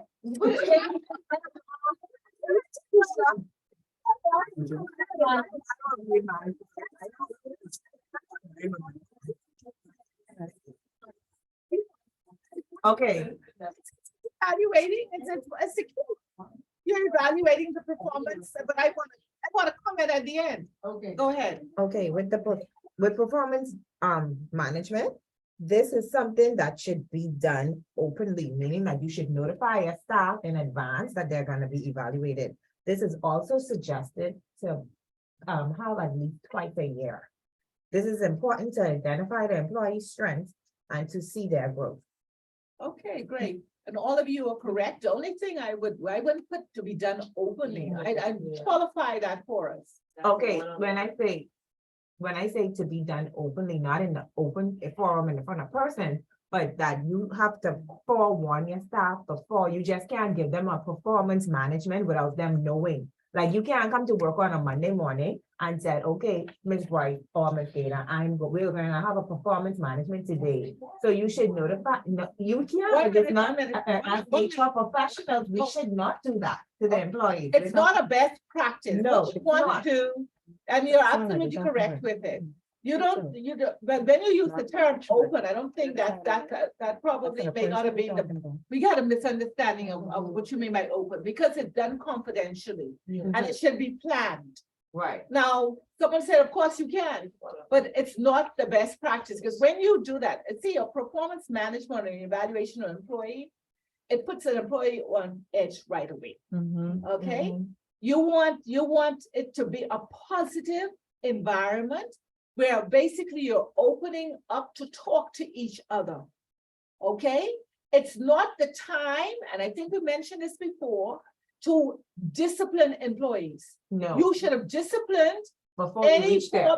before you even reach there. Right. Okay, because a performance management and evaluation is not about disciplining employees. It's about evaluating the performance, and you determine how you are going to improve if improvement is needed. And you have that discussion and you try to get the employee to make the recommendations of what they need to do to upgrade, if there's any upgrade. And it's also a time of recognizing exceptional performance. Correct. Okay, because they're being graded on their performance. And when you recognizing the exceptional performance during the evaluation process, you should have at this time substantive evidence to support the outstanding performance. Okay, which is being recorded. And that's very, very important to keep in mind. It's not about disciplining an employee. That's not what a performance appraisals are about. That comes under discipline, which should be done before you get to that point to evaluate it. I mean, it's what I was trying to say is you don't have this, I mean, it's not a bad thing. I'm not looking at it as a bad thing, but I should, if I want to sit with you and say, well, okay, I've realized you've been doing this, and I'm acknowledging that I'm proud of you, blah, blah, blah, blah, blah. I shouldn't have to say, well, you need to come to my office at 9 o'clock on Monday because I want to know. Do you have a moment? Can I sit and I speak with you? It shouldn't have to be planned in advance for the city to acknowledge that you're doing a good job. And then I want you to know that you're doing a good job and I see areas or whatever and stuff like that. So we're talking about two different things here, though. You're talking about an informal chat you're having, which should be going on all year. Right? That's fine. That should be going on. But you have to have for your records as HR professional, a formal appraisal, which is documented and becomes a support to the HR function or actually a support to your file in the event that a recommendation is made, maybe for promotion, for moving laterally if there is a need, a reference support letters are needed. All that is in the file, which is formalized during an appraisal. And if you are, and it's effective, if you are in a unionized environment, you have to do an appraisal, or you should be doing, and that's where union issues come out when it's not done. Okay. Because you have no formalized record keeping. So there should be informal evaluations throughout the year. And there should be a formalized evaluation in the most organizations do it once a year. I came from organizations that did it twice per year. Okay. Did they give you guys a date that when they were going to do it, so that you be prepared? I've come from environments where formally we knew that between October and November, you do an annual appraisal for the company, because out of that, needs are identified for the department, which have to go be discussed or added to your budget recommendations to improve your area as well. Okay? Yeah, that's all. And I'm then- just speaking to the fact that I mean, like, you don't have to tell that for you, like, you have, this is when I'm gonna do it. And it's just something that has to be done. Yeah, but you see, you don't want no surprises. Go on, Molly. I'd say, I understand what you're saying, but you kind of have to, now you saying that in the capacity of HR or just as my overall manager? As HR. So you gotta be careful with that, because you have to look at how people, you have to be cognizant of how people look at HR. See, that's the thing. And because I work in HR, every day when you talk to people, you have to be very careful of what you project to them. So as an example, I can't go to someone and say, I need to come talk to you about your performance, because in their mind, if HR coming to talk to me about something, that Something means wrong. something wrong. No, that's what I'm trying to say. So if you tell, I'm trying to say. No, I is get it what you- mandatory to set a date and make the employee aware of the date of the performance appraisal. Yeah. So what It's a happened best is each Yeah. institution, like for instance, where I came from. Where I came from, ours was done every quarter, right, Denise? Yeah. Every quarter, we had performance review. You know, your manager sit down, you sit down with your And you have manager. the So targets. no, coming at the end of this quarter, you will have a performance review. Yeah. It's mandated now. Like you said, if they just wanna give you kudos, No, but if they give you guys the exact date, the time. and You all may that stuff. not, you may not, hold on, you may not know the exact date right away, but you know it's coming up. But Yeah, but usually my period. manager I work with, she would say, okay, Sam, I'm gonna see you tomorrow afternoon, you know, it's performance review Yes. time. I have you scheduled for Tuesday, 9 AM.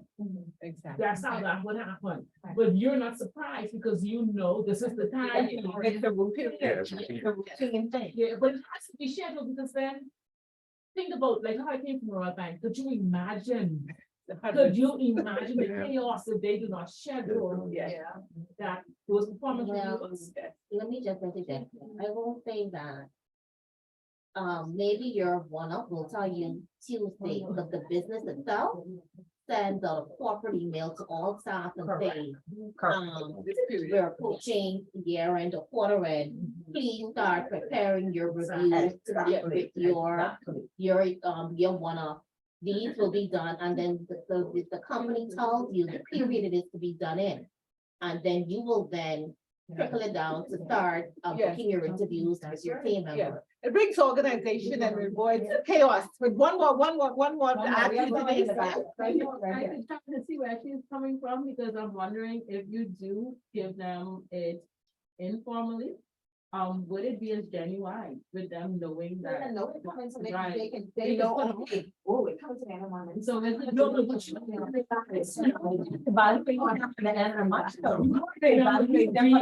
Being, monitored, say monitor, but anyway.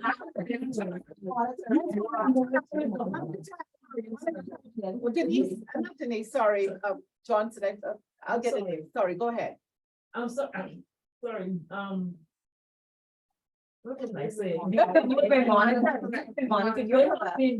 been, for lack of a better term, I would say monitoring you for the whole, we did it for the quarter. Complete oversight. So you, I don't care, okay, you know, you're coming up, you can buy me a house, buddy, I didn't know you've been teeping last week. You see what I'm saying? No, that's what I understand from it. Yeah, yeah. But she don't sound like she wanna. Yeah, I think I'm trying to say. That's what they got, yeah. Well, I think I understand what you may be saying, like sometimes you have employees where you want to correct something before year end or before quarter end, and if you see something, you want to do an impromptu meeting Yeah. to then say, you know what? I'm seeing this trending, so we can correct it. There's and I nothing want wrong with to that. have opportunity. And that's nothing wrong with that conversation. That's just a conversation. Because then I can talk about, if she want pop up, then she want to do a pop up. She is the HR manager, so if she be like doing she gonna do No, it. she would do it, yeah. No. You know, it's a at the end of every quarter. It's See, but that's why, No. I asked if you was doing it as a manager, like the project, or if you was doing it as a HR manager. No, but that's why I'm asking you, if you don't understand, HR. Oh, sorry. Time out. Let's no shouting again. Listen, okay, we have several things happening here. Let's go to the international agencies, the banks. I'm just using this. Okay. You set targets. In banking and commercial banking, they have quarterly, they have targets that they have, each region would have to meet these targets, and it's fleshed out to the employees of how they're gonna be met. And you measure quarterly, and those points go in to add up to your annual, okay? Am I right? Isn't that how it happens? Yes. That's one way of doing it, okay? But you have set periods on the bank's calendar when that is done, so there are no surprises. All right, and common decency and respect for each other. You don't pull surprises on people that come, let's go do your performance appraisal without your forewarning, that's wrong. I can be straight up with you, that's not nice. You're the manager, that I know. Okay, yes, you have people who How many- But not just that. I mean, there are some really some managers who does stuff like that. And that's Right. improper. That's not the way That's right. you don't wanna be like that. Okay, then you have other organizations where it's only done, it's done formally annually. But there is a 6-month period where there's an appraisal done, you may call it informal, in a 6-month period that contributes to the 12-month period. But even when you set the time to do the performance appraisal, you in that period, you inform them that this is your time. I've scheduled this for us to do. They can't do nothing out of the way. And that's not what the performance appraisal is for. So and then you have some organization based, see, the operations dictate sometimes how often this is, type of operation dictate how often this is done. Now you work in a timeshare type of, you have targets, you have to meet, okay, etc. When they're not done, it's a different story. So you may do yours more regular because of the nature, 3 months, because of the nature of your business. But the bottom line is that they know that it's done every 3 months, but you as a proper manager should set a schedule for when you're gonna do each individual. HR? Yeah, no, the managers, when they turn it into you, they should set a time. See, you don't do that to people. Just walk and come, let's go, I'm gonna do your performance appraisal this morning. Yes. It does happen, but And that it's don't. hard. It's very hard. Organization. And we don't want to be like that. We're gonna have better. What you say? And then two, it's not necessarily, you don't get a proper measure. when And you that's do what I that, just gonna of the say. Person's abilities and, being able to perform that function Exactly. over a specific period of time, and that's a bias as well, so you have to, pay attention to that too. Mike. Exactly.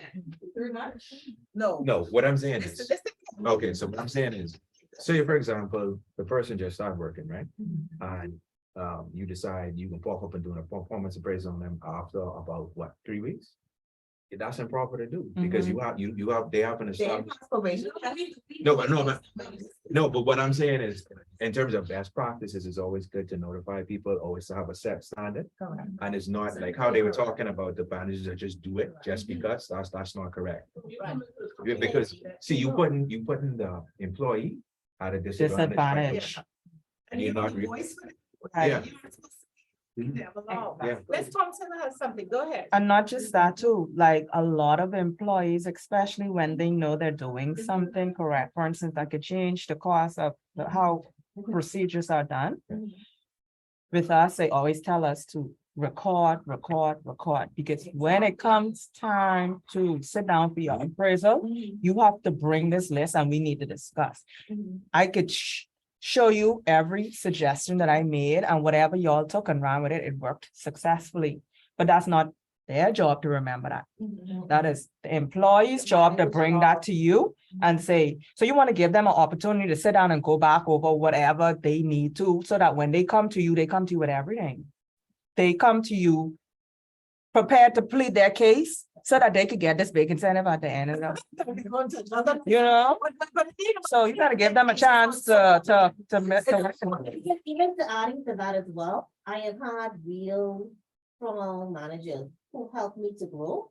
That even when I bring my evaluation to Views. the table, Yes, they also have even more. to things. add to it, And they were like, "Denise, you did a good job." exactly, I made that tell me that they were so. Exactly. in tune with my performance Mhm. That it, I used to be like, I don't know. Mhm. Give me someone, but much younger. coming up, and I was like, you know what, this is the type of lead I want to be. So you want to give them opportunity to plead their case. Also know their highlights, even when they would have not highlighted themselves or something they would have missed. Definitely. Okay, great. You all go home and read up a little bit more on performance management. Oh, I have a Okay. question on that, please. Go ahead. Performance management, that's the same as performance appraisal? It's, the appraisal is part of the performance management. Okay? Because I kind of got confused with the definition, This so is- That's subsidiary. It's a sub of performance management. the that's what I appraisal thought, system. that's Yeah. what I thought. Okay, let's go. The next thing was succession planning. Okay, you want to begin? Go ahead. Succession planning, that's, we all. Oh, sorry, Bodie, you didn't have anything to add, eh? You still there, right? Yeah, I'm still here. No, I Still didn't. She's still there. Right. Okay, go ahead. Succession planning is something that you should always have. this is where you are able to share information so other people can grow and identify employee strength and see whether they need help or coaching. Okay. It also prepares talent for the future to ensure that the day-to-day operation of the company is not disrupted. And Hold on, listen to what she's saying, because it's adding to what Tatum just said, and it's excellent. Go ahead. it also prepares talent for the future to ensure that the day-to-day operation of an organization is not disrupted. Should there be any And that's very, Us. very Yes. important. attestment? Is it attestment? What is it? Attestment? Is that an attestment? Is that the word? What is it? Assessment. No, when retain. Employee retention. The turnover, No, attrition. attrition. Okay, that's what I was trying to say. So in the van of attrition. Yeah, a lot of attrition, something is wrong. When that's happening, and HR, that's another process, you gotta do some surveys, you have to do some analysis and research as to why that is happening. Let's go quickly here, because I got something else, I gotta do one or two things. we Okay, have to do. what she said is what we have basically, Okay, sharing of Achieving. information to identify talent for opportunities and growth. I That see you, would be, girl. A benefit to the company and the employee, because if the company, like she said, would benefit, because if we have somebody who has to go on vacation or who's out, who calls in sick, no problem, guess what? We've already trained you on her desk anyhow, so bam, we have that covered, you know, and so the individual is growing with their skills, and the company, the work is being done, is being covered. okay, excellent. Okay, did you add it with Denise having said, great. Okay, to keep the company relevant, especially with recruiting and keeping employees with the necessary tools to ensure non-corruption in the organization of operations. For example, for unforeseen circumstances, et cetera. Excellent. There's some things that happen, as a Dorian. God forbid you know, empathy, I'm not with you, that, you know what I mean? I think of my work, I was sitting with Andy, and I mean, at Dorian King, Jesus.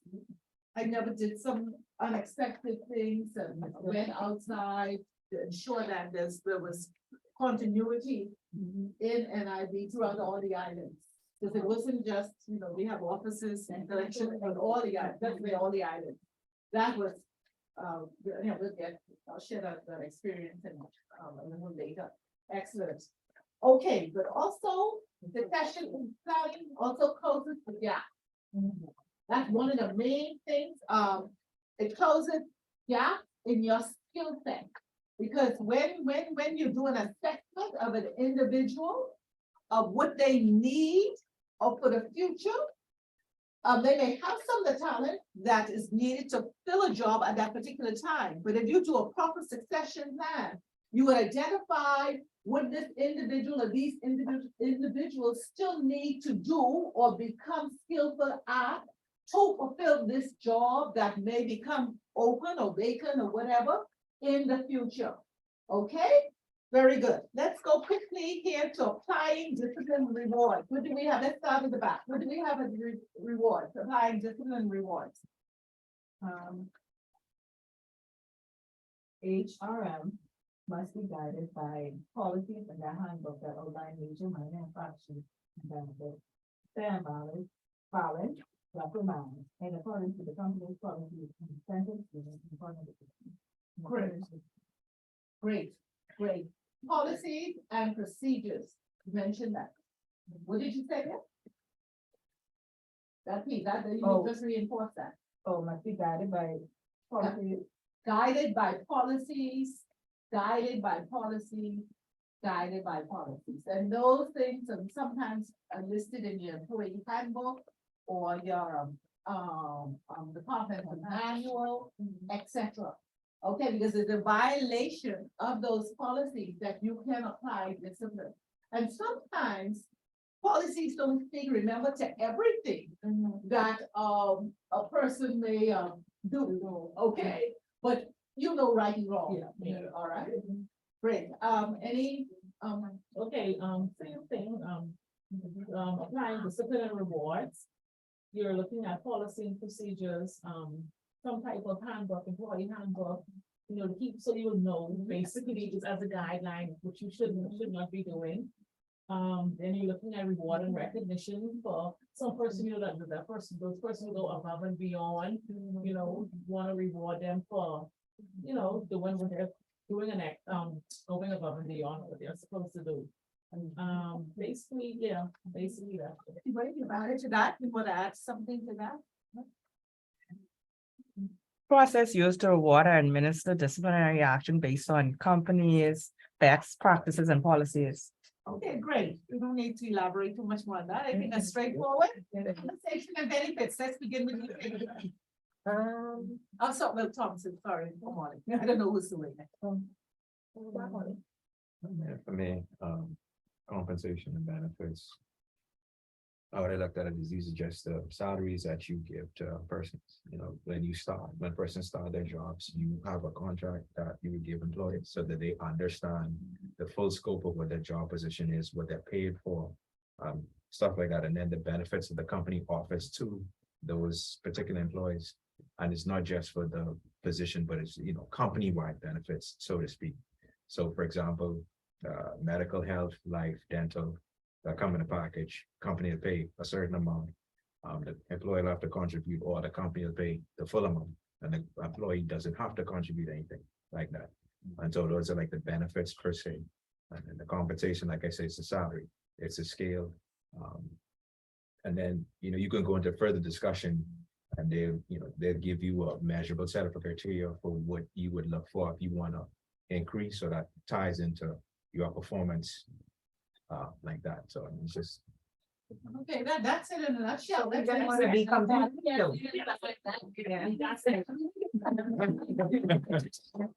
And also be competitive. Yeah, one of Company, to make sure that, you know. right, and that's very important. Um,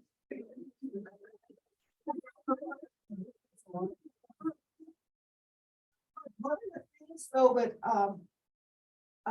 in the banking community, I know that when we used to, HR managers, I don't know if they still do, used to meet quarterly or at least twice a year, minimum, to review scales. Yeah.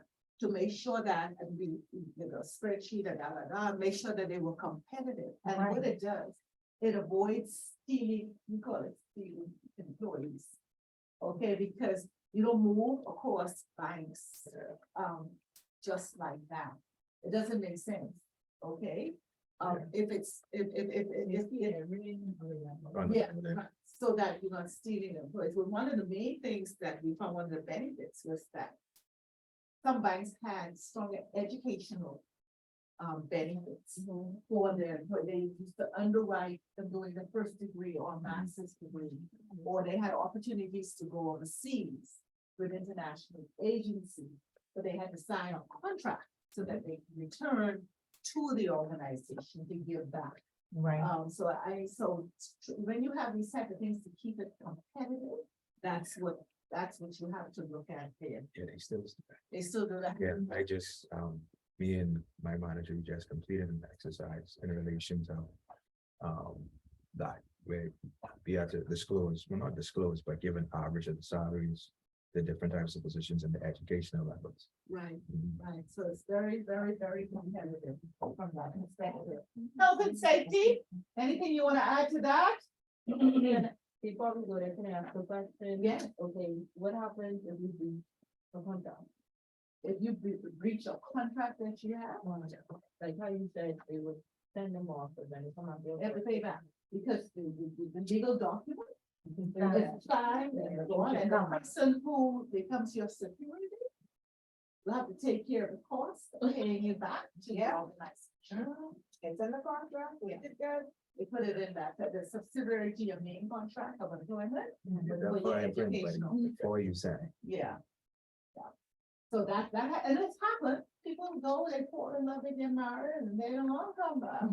And so their daddy or whoever, or uncle or whoever signed for it had to pay it back, but most of the time, they are in a position to pay it back. And I find that very, very interesting. We had a few who weren't, but.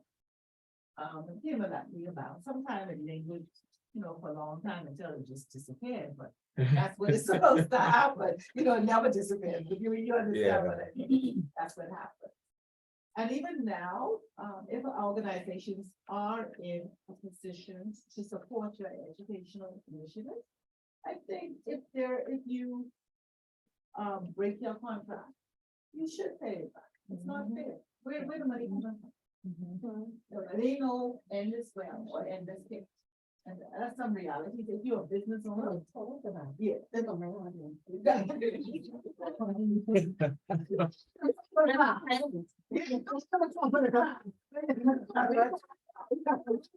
But that's unfortunately, that is the mentality that the behavior, a lot of behaviors, Yeah. all the behaviors, all the younger ones, the younger ones, the millennials, they ain't signing up. They No, want they a don't job want for 3 to 5 years. They Yeah. want. Yeah.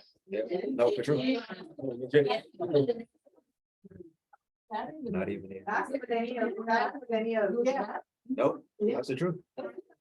And you're being generous for 3 to 5 years. Not being generous. But, They don't. that even know They what that's are- the world. No, And I got 1 week and then they don't. no, and it's usually based on what we're offering and the high salary. That's all they want. Basically with health and safety, you're looking at, training and environment such as you're doing your fire drills. You're making note, you're being sure that all the employees, cognizant of all of their emergency exits, all of the exits in the building. Excuse me, knowing how to handle a handicapped person and during fire drill or in case of any emergency. You want to have maybe a handbook on hand with some sort of emergency procedures inside it. Even CPR training. You know, and even if I will go even a little deeper. No. If I want to go a bit deeper. We could go as far as the health and safety of how you're treating your fellow colleagues. Yeah. You know, don't be coming to work showing all your business hanging out. Listen, you upset me. I can't take that. I can't. No, speak to me. Yes.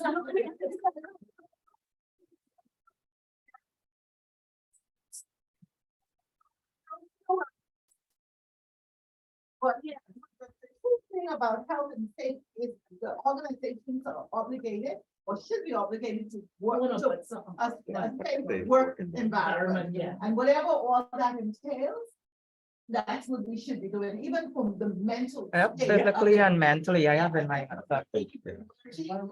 physically and mentally.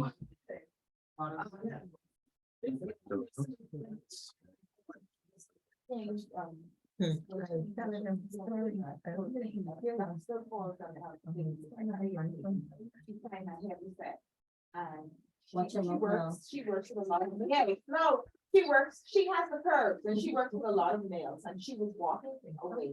And one of the guys told her, there's something on your pants, you know? So she didn't be aware of it. And she looked and said, okay, he said, do you mind if I dust it off? She said, okay, he dusted off. Her manager saw when he dusted off, so she thought he just walked up and spanked her on her head. Didn't get the full gist of it. Came to HR, rapping and raving, blah, blah, blah, blah, blah. So I said, okay, I can't, this didn't happen to you. This happened to somebody else. So I have to speak with her because if she did not come and make an official complaint about it, she may have gave him the authorization to do that. So she sent out emails, make a whole big deal. When I got to the young lady, she said that. He asked me if he could dust it off. And I told her, Tim, yes, and she saw him say, she said, because she's my manager, I don't want to go against what I said, but you want to get an innocent man in problems. But no, I said, no, you can't do that. No, yeah. You can't do that, you know? He's trying to secure her job. He didn't want to. Manager, the thing she. Yeah. Whatever, but you But you can't could get get an innocent man. appropriate attire. Appropriate That was attire. And it's a form of harassment. It's a form of harassment in the workplace Money that off my needs- phone. that needs to be addressed. Where the man, Is, it's becoming an extensive part of HR because there's so many legalities that are now in place. That to protect the employee, even in certain working environments like kitchens. You have to have certain attire, certain shoes, construction, you have to have certain footwear. well, I'm gonna try to get some, information from health and safety from NIV. So you all know the millions of dollars that are being spent every month because of, accidents, on the job accidents that are happening, millions of your taxpayer money, millions of dollars out to the NIV for industrial accidents. And it's, and I'm gonna try to get that, but it's very interesting. Yeah, millions monthly. And I don't know, Someone drove down the stairs the other day, she went rolling like flying. Say what? Your work, that one, So what happened? feel like. She's okay. And they accident out. She ain't feel that yet. HR might feel it. Because, you know, a lot of companies say for benefits and certain things will take place until you. Industrial accidents immediate. Industrial accident is covered by the. So you saw that. That's okay. No, you were talking. Industrial accident is an industrial accident, so it has to be paid to the national insurance. But law, you know, it has It takes, and if I. no. For industrial accidents, no, Your employer, Yes. that's no compensation for you. right, no, None. but because you're None. paying that. And if you don't fill out forms properly, and if you do not follow the right process and Thank you. procedure, NIV will take forever to do it, That's because right. you're expecting, okay, for NIV to take care of whatever the cost that's related to your industrial accident, that can run the country into millions, and I'm serious, millions of dollars, and you don't have the proper documentation for it? That's right. No, it don't work like that. So organizations have health and safety officers, a lot of them now, and person responsible to help employees go through the process properly. Yep. And I can assure you, if they don't know, NIV will provide someone That's to come in right. and explain it to you, because that's no longer an organization, that's a national issue. Yeah. It's gone beyond the organization. No, it's just, it's not for my work, but I Yeah. had somebody who slept at work, no wet, Immediately. and all of their jaw, they literally fell downstairs and slammed their face, and all the tissue in their jaw and everything. The company assisted them with seeing the physician right away, now, Yeah. got them or whatever, but it's an old you responsible to get your own medication, and you respond like, go ahead, Ivy, we don't care. The post- No. No, I mean, the employer said that. Yeah, they based on their action, but they ain't say that. You mean They based on have their. to go to NIV, they. No, no, They didn't say no, we- because I had a situation. Yeah, go to NIV. And this was my. Go there. Go to I had a NIV. situation. This was my first time experiencing an industrial accident, having to deal with. When it happened, my boss said to me. Just as in your "Samantha, job now. Yeah, Samantha, assist so and so, such and such. I want y'all to know, Mama was clueless. But that's what I okay. did, You learn. I picked up that phone, but listen, I don't ever let a learn opportunity pass me by. I picked up the phone. And I told the lady who I was familiar with at NIV, and I said, now explain to me what has to happen. She said, first of all, your employer has no compensation for that employee. Now, what my boss said. Now, of course, what happened? Whatever money he spent at the doctors for the immediate primary care, my boss reimbursed him. Very nice. He didn't have to do that. He's No. under no legal obligation to do that. And honestly, I had a little problem with that. They didn't do it. No, let me tell you why. Because some of these niggas, Yeah. too ungrateful. Yeah. And when you ungrateful, you have to do nothing for you. All right, But anyway, Johnson. I- You still trying to tie up Taylor? Thank you very much. Very much. Okay. What time? Go with. No, it's 8:30. No, it's not. You know, It's the first. For children, there, man, let's go. We could do the rest next Okay, you can week. tie it back up, never mind. Okay. We got something else we have to complete here. Oh, let me just, go to your desk, let me give you some notes quickly. Notes? Thanks, Taylor. So we're gonna do detailing HR rule. Ms.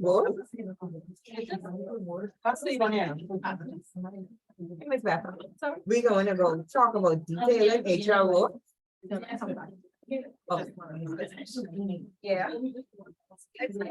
the only thing I have to limit these discussions. Your fault, your out of We have a lot of information. Yeah.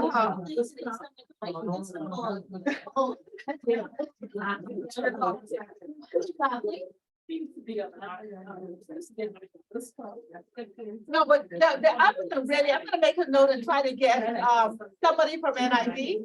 It's to come in when we come, be part of the compensation benefit in that area. So that you know how to do that. It's very smart.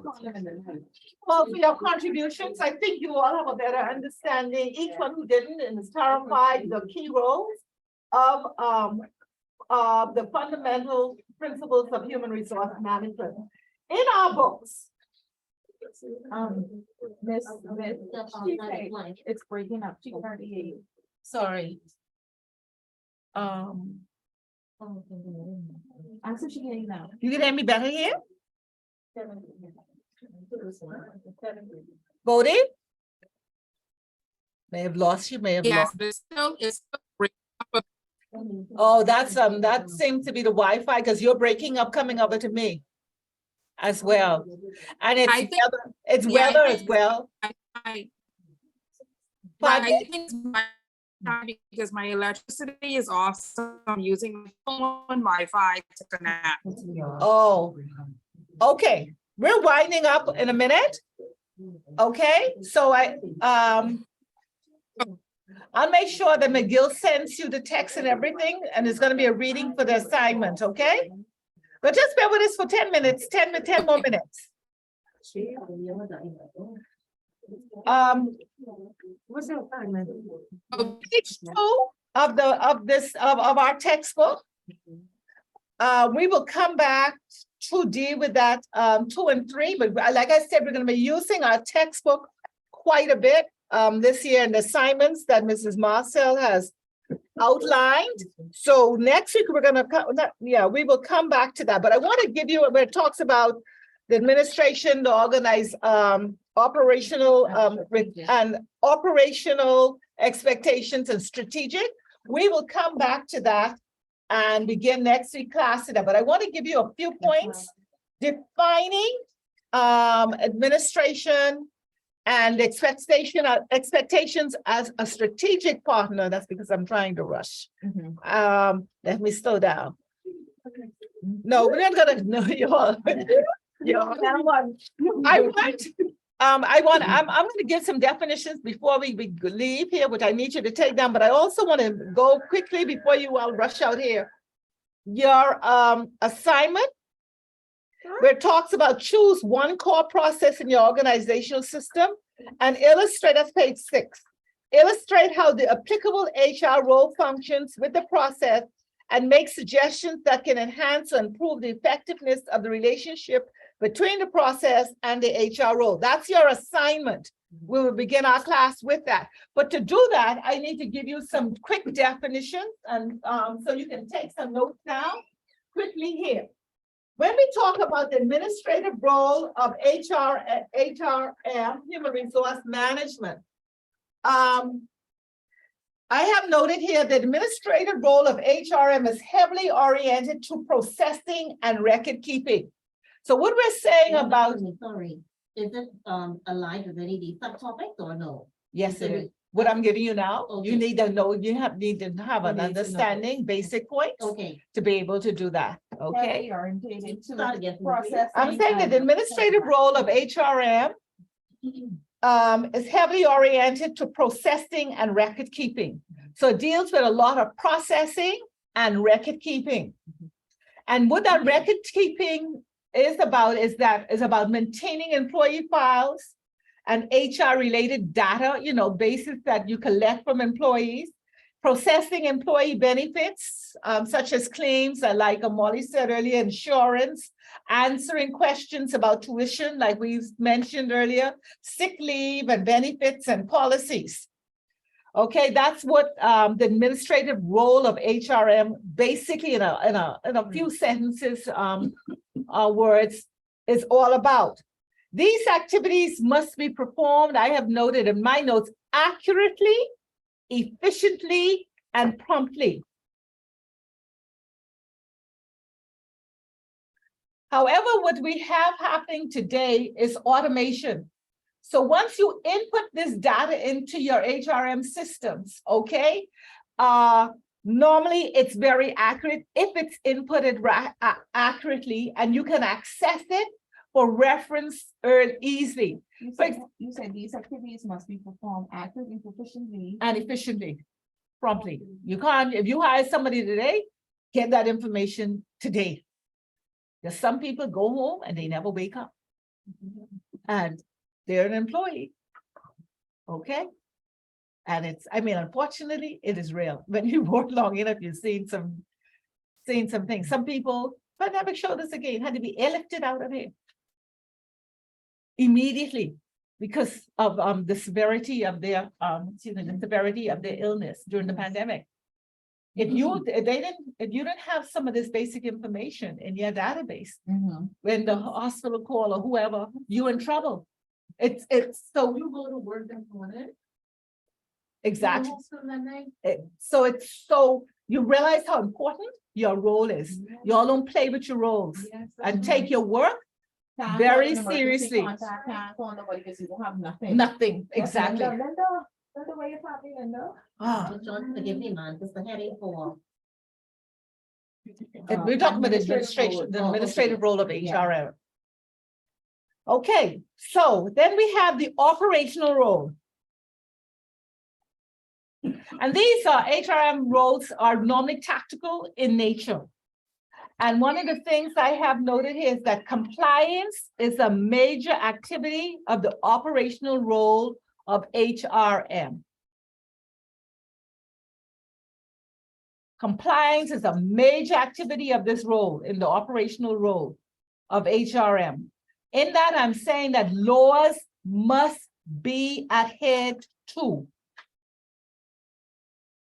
And that's why in our last course, we had talked about the industrial relations laws, and they're all online. You can go, or you can take an employment law class later. They do an exam I tonight. call labor that. You call them, I call my contract and. right? And you call people, you build relationship, but laws must be adhered to, especially as relates to employment, applications and things like that, and recruitment activities must be addressed properly.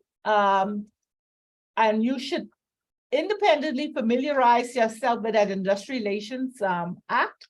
You may not remember everything, but have a read through it. It's online. And so I say that managers, supervisors must be trained properly on safety issues. These are all a part of the operational part of HRM. Wages and salaries must be administered properly.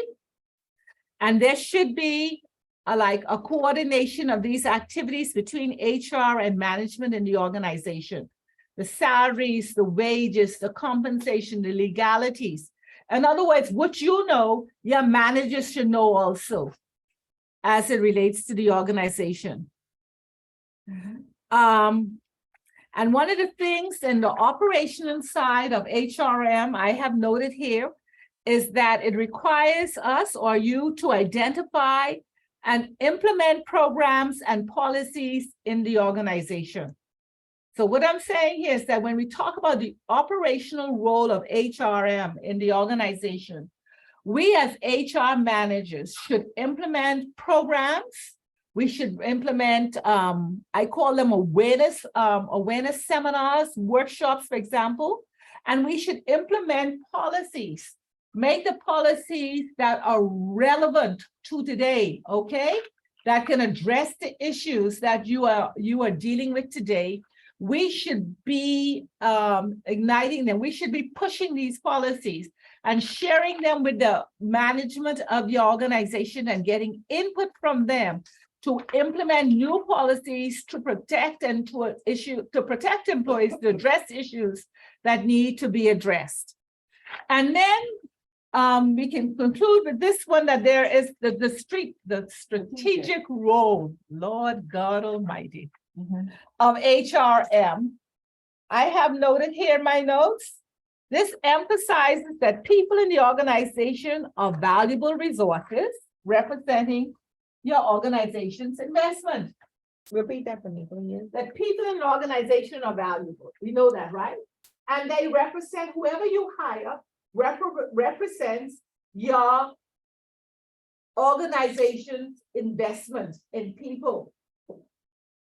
And I believe that the HR manager has a strategic role in ensuring that we concentrate on the long-term implications of HR issues, that we have a strategic role to play. For example, Sorry, strategic role too. to play, You said, to represent the organization, the HR manager has a strategic role in ensuring that.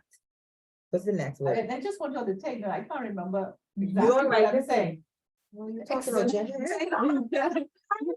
Your brain.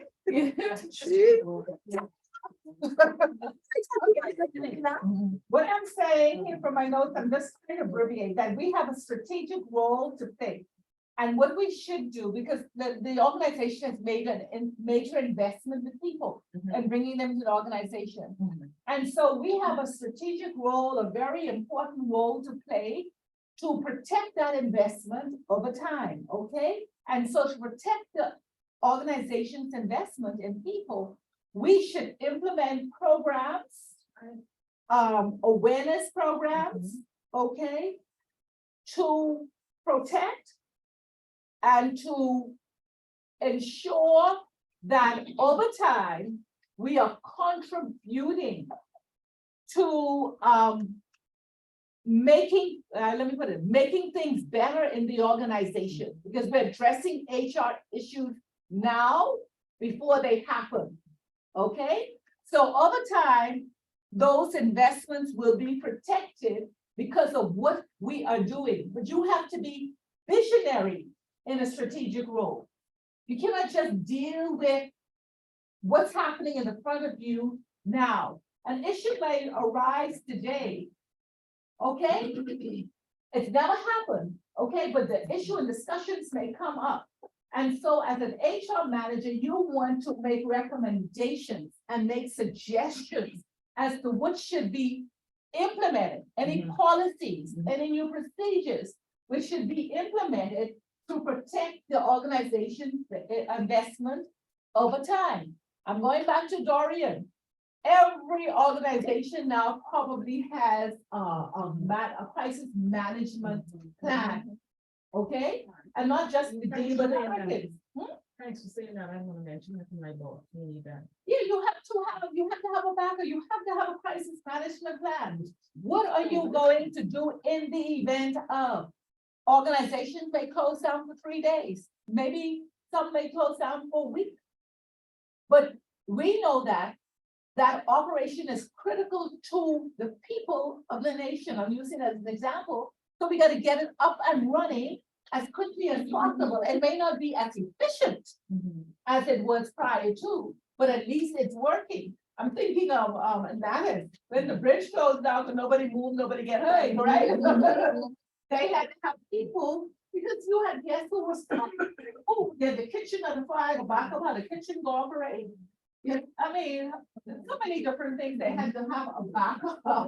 The ATM machines brought up last time. What happens to in a crisis like a hurricane with ATM machines? You all had to come up with a strategic plan as to how. But what we're saying, before they used to remove the HR professional was not a part of these activities.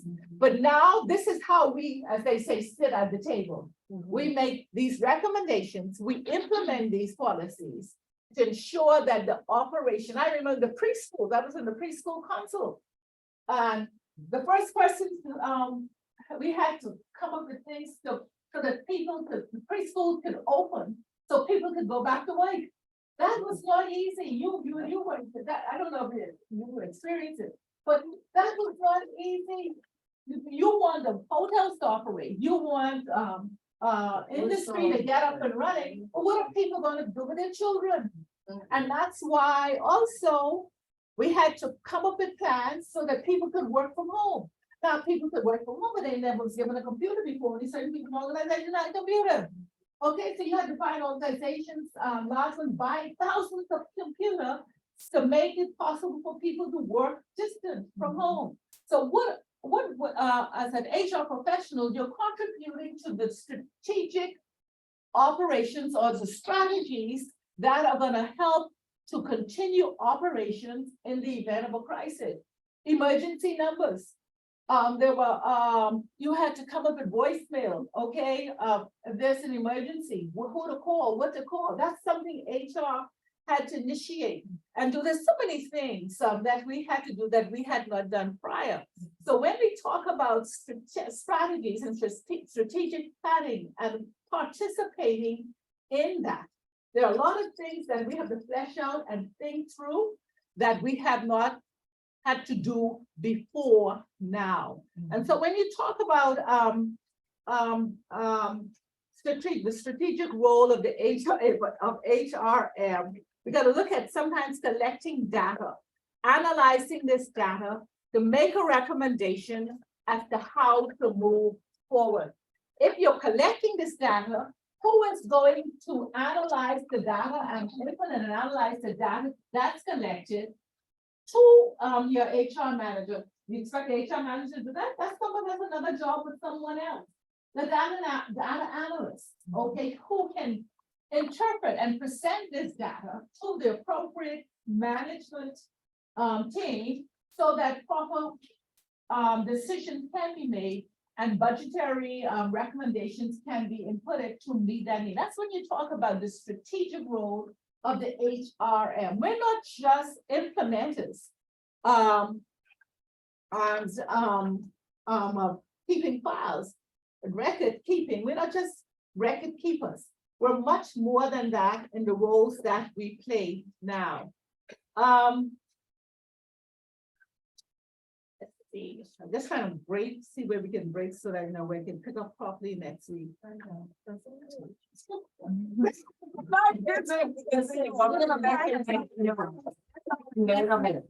that's consent to choose one of the core processes, one of these processes now. Yeah. Yes, okay. Okay. And maybe your operation, those three, okay, but you may have, it's the nature of your business. Look at the core processes that make up your business and write them in It's there. almost the same. Right, okay, some data when you know it can be a little different. And that's what we're gonna begin with next week. Good night, God bless One, you. one. Go ahead. Suggestion that can enhance or improve the efficiency of the relationship between the process between the process and the HR role, but particularly dealing with one, not the three collectively. This prepared make suggestions that can enhance or improve the efficiency. And if you go to the page Of the before that, relationship. you can see those processes. Look at this organization, my organization core processes. You put in there what your core processes are, and then you go to that question. Okay. Okay? All right, good night, love y'all. Drive Okay. safely, God bless. Okay. Okay, Bo, got it? She gone. She said she. Oh, she okay. get disconnected. Oh, yeah, because she had bad, and I bad that one. Good night, good night. Definitely. Oh, come back here. Good night, good night, good night, good night.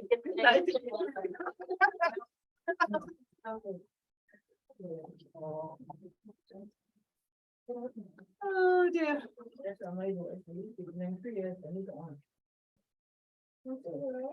You all are parked across the street? Yes, sir. Okay, y'all make sure walk across in groups. Okay, bye. Bye-bye. Bye-bye.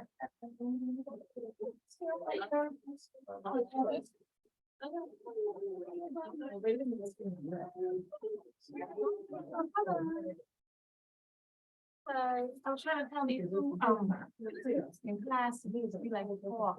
Yeah. You gotta jump in there. Yeah. Okay. Very